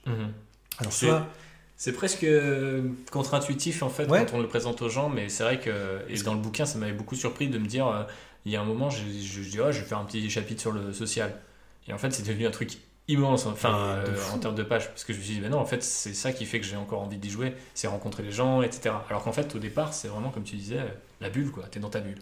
Bah ouais, parce que tu vas partager sur Instagram et on a la chance quand même d'avoir une communauté assez cool. Bon, après, tu as toujours les gatekeepers relous, mais ça, il y en a dans toutes les communautés. Mais de manière générale, la commu est quand même relativement bienveillante. Et De puis, ouf, de ouf. et ça ça fait vraiment plaisir, que ce soit en France ou quand tu commences à poster un peu en anglais et que tu vas interagir avec des comptes anglais, il y a toujours une bonne vibe, il y a toujours des conseils, il y a toujours des encouragements. Et ça, c'est super satisfaisant. Et puis, donc tu as ce côté-là, et puis tu as le côté bande de potes, quoi. Enfin, nous, moi je sais que le Discord, il a changé ma vie, hein, clairement. Enfin, moi, il est ouvert H24. Donc, Je pense que c'est tout, le cas de tous ouais, les en gens sur le vrai, Discord. tu vois, tiens, regarde telle figue, tiens, t'as vu telle nouvelle règle, tiens, j'ai fait ça hier, regarde ma peinture, et toi, qu'est-ce que t'en penses, machin. Enfin, c'est sans fin, quoi. Et c'est cool, quoi. Et moi, c'est ma bulle, clairement, au taf, par exemple, c'est ma bulle d'oxygène. Enfin, alors, j'ai d'autres bulles d'oxygène quand même, mais le petit carré Discord qui est là, c'est cool, quoi. Comme cette chanson d'Orelsan, tu sais, seul avec du monde autour. Ouais, voilà, C'est ouais, ça un le peu hobby, ça, tu ouais. vois. C'est un peu ça. C'est des bulles qui se rencontrent et où quand tu fais des bulles de savon, tu sais, qui sont des bulles dans des bulles. J'ai un peu l'impression que parfois c'est ça. Et j'aime bien le look de ces bulles dans les bulles. On est complètement dans un truc poétique et très abstrait C'est beau, pour la c'est fin de beau. ce podcast, mais finalement c'est peut-être pas plus mal. Pour terminer peut-être un petit peu ce podcast, parce qu'on n'est pas loin déjà d'une heure et demie de conversation, Oula, je voulais te poser des questions un petit peu plus factuelles yes. sur des kits, des personnages, des unités préférées qui t'ont marqué, pas forcément celles que tu possèdes aujourd'hui, mais des trucs, tu vois, que t'aimes bien, soit avec lesquels travailler, avec que t'aimerais bien racheter parce que tu les as pas, mais que ça pourrait être cool dans la collecte, sur lesquels t'avais flashé. Tu peux mélanger tout ça, je vais pas faire un listing, mais je sais pas s'il y a des trucs qui te viennent en tête quand je dis tout ça, parce que moi je sais que, voilà, typiquement... pendant longtemps, c'était le kit des Cadiens, puis le nouveau kit des Cadiens, et lui-même aussi très versatile. Donc c'est souvent, moi, je réponds beaucoup de si le kit de base, tu vois, les squats tactiques et tout, tu vois, j'ai besoin que ça puisse être bidouillable. Et donc quand c'est bidouillable, généralement, je suis bien. Donc est-ce que tu as des petits comme ça, des petites préférences de ton côté? Oui et non, parce que par exemple, les Iron Warriors, je les ai toujours tous bidouillés, comme tu dis. Les Necrons, jamais. Alors j'ai fait quelques conversions pour faire un perso ou un cryptech ou un truc, mais sinon en règle générale je les monte et je les peins et tu vois c'est vraiment deux délires différents mais qui me plaisent l'un et l'autre. Après oui j'ai des kits favoris. C'est vrai que là je vais l'année prochaine. Alors j'ai fait le gros kit challenge pour le Land Rider et Incroyable. j'ai fait ce foutu monolithe qui Incroyable, dormait monolithe. en stase depuis 2 ans depuis que vous me l'aviez offert pour mes 40 balais. Et j'en suis super fier. Donc l'année prochaine, ça va être pour moi le kit ultime Necron, c'est le Roi Silencieux, que je trouve. Et pour les 50 ans, ce sera le Tesseract là. Ah non, faut pas déconner. Mais j'ai pas de kit à proprement parler que je kiffe par-dessus tout. C'est plus des coups de cœur ou vraiment des passions minutes pour. Par exemple, j'ai adoré peindre les trolls. Les trolls, je me suis éclaté à les faire, à les monter, à les peindre. Les trolls, allez-y, les yeux fermés, c'est du bonheur. La Mangleur, qui est un peu la pièce maîtresse de ton armée de squig, c'est Qui a un gros squeak. un double gros Un squig. double gros squeak. C'est une tannée à peindre. Ouais. Parce qu'il y a plein de détails à monter, à machin. En plus, il faut faire du sous-assemblage et tout. Mais alors, quand tu la colles à la fin et que tu la mets dans ton armée, C'est glorieux. C'est glorieux, quoi. Ouais. J'ai des persos, mais c'est un peu. Je sais pas comment répondre à ta question parce que j'ai pas comme toi. Alors le kit cadien. Le kit cadien, hop, emballer c'est peser. Plus haut c'est le soleil. J'ai pas vraiment ça. J'ai plus des... tu vois, par exemple, j'adorerais peindre la tortue des Idonettes. Ouais. J'adorerais... C'est plus tu flashes sur ouais, un truc au sein d'une gamme, peut-être. ouais. Et puis c'est surtout les kits que je kiffe à la fin, c'est ceux que j'ai fini, que j'ai convertis, que j'ai peint et dont je suis content en fait. Je sais pas si tu vois ce que je veux dire. Ouais, complètement. Et après j'ai des figues banger que j'adore. Enfin là, tu vois, récemment, le truc c'est ce que je te disais tout à l'heure. AOS, c'est vraiment j'ai envie de tout faire. Là, la gamme des vampires qu'ils ont ressorti, elle est complètement dingue et elle me donne envie de faire des armées à thème. Les luminettes, je t'en parle pas. Les idonettes, bah ouais, une armée avec que des requins parce que je les trouve trop stylés. Et c'est plus vraiment des coups de cœur comme ça que j'ai. Ou pour des persos. Alors après, moi, mon banger chez Necron, c'est Trazyn parce que je trouve le perso juste incroyable et j'espère vraiment qu'ils vont le refaire. Bah, s'il a survécu au cut du dernier codex, je pense que c'est qu'il va être refait, mais c'est dommage de ne pas l'avoir refait.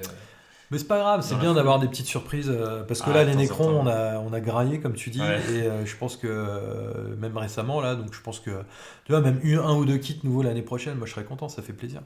Mais c'est des personnages comme ça qui sont à la fois marrants et terrifiants. C'est j'ai une passion pour la MK3, pour l'armure MK3. L'armure de fer. L'armure de fer. Ça c'est ton cœur de fer, cœur de fer, main de fer. Et plus MK3 ancienne édition ou nouvelle édition. C'est le débat qui a dit. C'est dur parce que moi j'ai plongé dans les Tortues Gabet pour faire des MK3 True Scale. Et puis évidemment, un an après, ils ont sorti les MK3 True Scale plastique. Mais je pense que je vais en toper un kit pour faire, je sais pas, une unité de CAC ou non, mais c'est bien, ça crée un peu de diversité dans les armées, quoi. Tout en étant relativement uniforme. Mais ce qu'ils ont fait, tu vois, typiquement, on n'en a pas parlé, ce qu'ils ont fait sur l'Horus Hérésie, c'est complètement fou, quoi. C'est-à-dire qu'ils sont en train de refaire tous les kits en plastique et moi ça me rend taré, quoi. Parce que je voudrais 5 Contemptors dans mon armée et 3 Léviathan, mais qu'il n'y a pas les règles. Mais c'est un autre hobby encore dans lequel on n'est pas encore tombé. Non, et je résiste. Alors j'utilise certaines figues, mais je veux pas tomber. Non, clairement je veux pas tomber. Il y a un moment où peut-être au format épique ça sera plus raisonnable. Ah là là.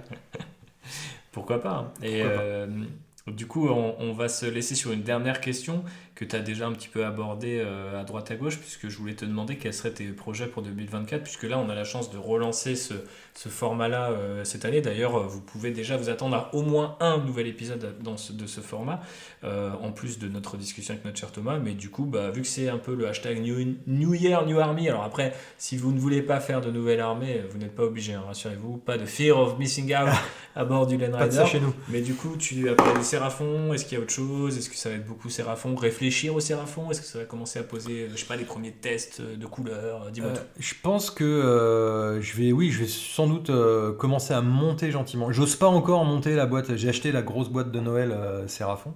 J'ose pas encore me lancer dedans parce que je me dis si je commence à en monter, je vais partir trop vite. Mais clairement, ça va être la nouvelle armée 2024. Je pense que je vais prendre le temps. Je vais prendre le temps de choisir le schéma, de monter, voilà.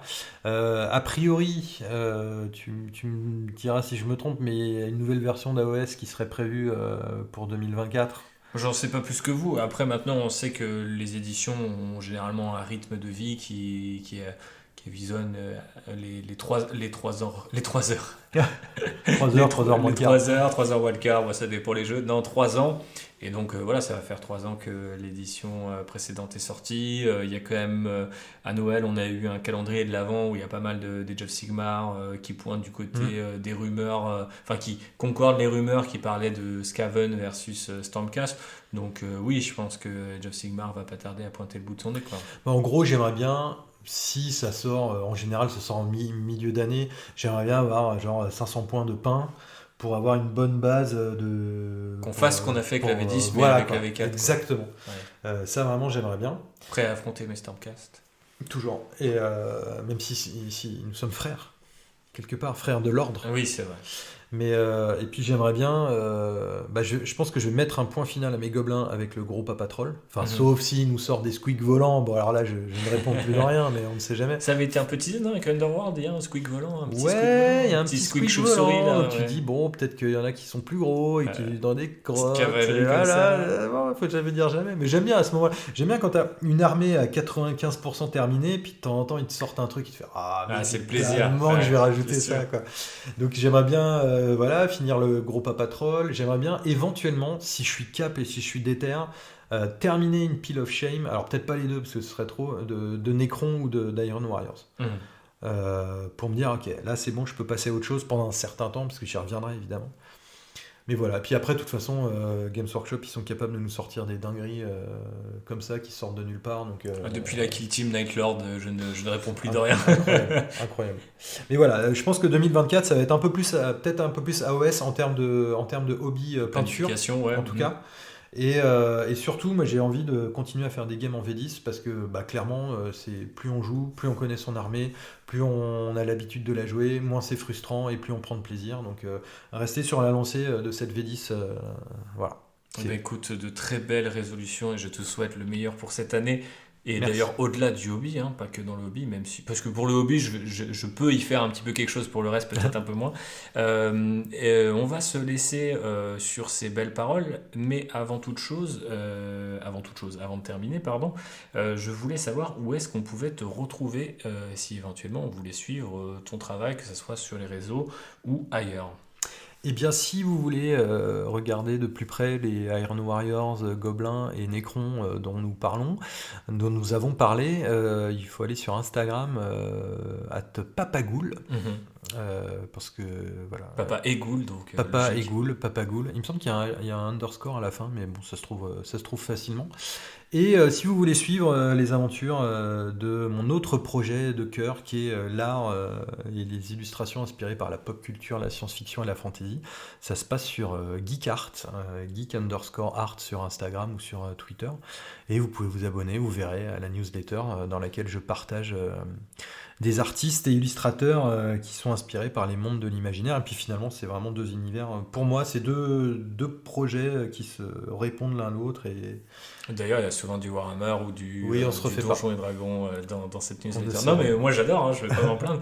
Mais franchement, si je peux suggérer aux gens, parce qu'il y avait des questions aussi, bon là ça fait déjà un certain temps qu'on discute, mais j'avais prévu des questions par exemple sur l'inspiration et tout, des questions que j'avais posées dans le précédent épisode, un peu raconte-moi, mais typiquement, ce genre de newsletter, moi, des fois, j'ai un petit onglet ressources et je les cale soit pour des idées de futur taf, des histoires, des trucs sur lesquels je travaille, ou soit c'est un peu cette couleur-là avec cette couleur-là, ça irait bien sur des figues. Et je sais que moi, je documente beaucoup, donc pour ceux qui sont un peu des rats de bibliothèque, des scavens de bibliothèque comme moi, vous pouvez aller vous inscrire. Je pense que vous ne le regretterez pas. Et puis, bien sûr, n'oubliez pas de jeter quand même une petite pièce pour votre saltimbanque préféré en allant partager ce podcast sur les réseaux sociaux, en mettant d'excellentes notes et appréciations pour Landrider sur les outils, par exemple Apple Podcast ou Spotify ou que sais-je. Peu importe où vous écoutez, en fait, dites du bien de nous. Et puis, si vous voulez aller encore plus loin, vous pouvez acheter mon essai sur Warhammer 40 000 paru aux éditions Firm.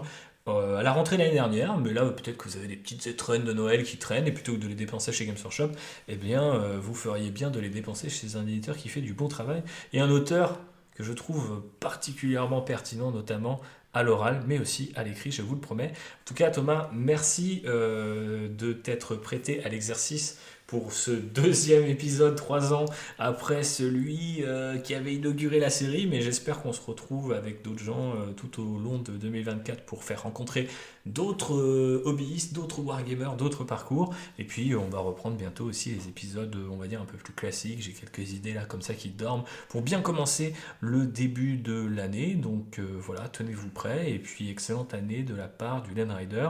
Je vous dis à bientôt, des bisous et des bisous Thomas, ciao. Merci.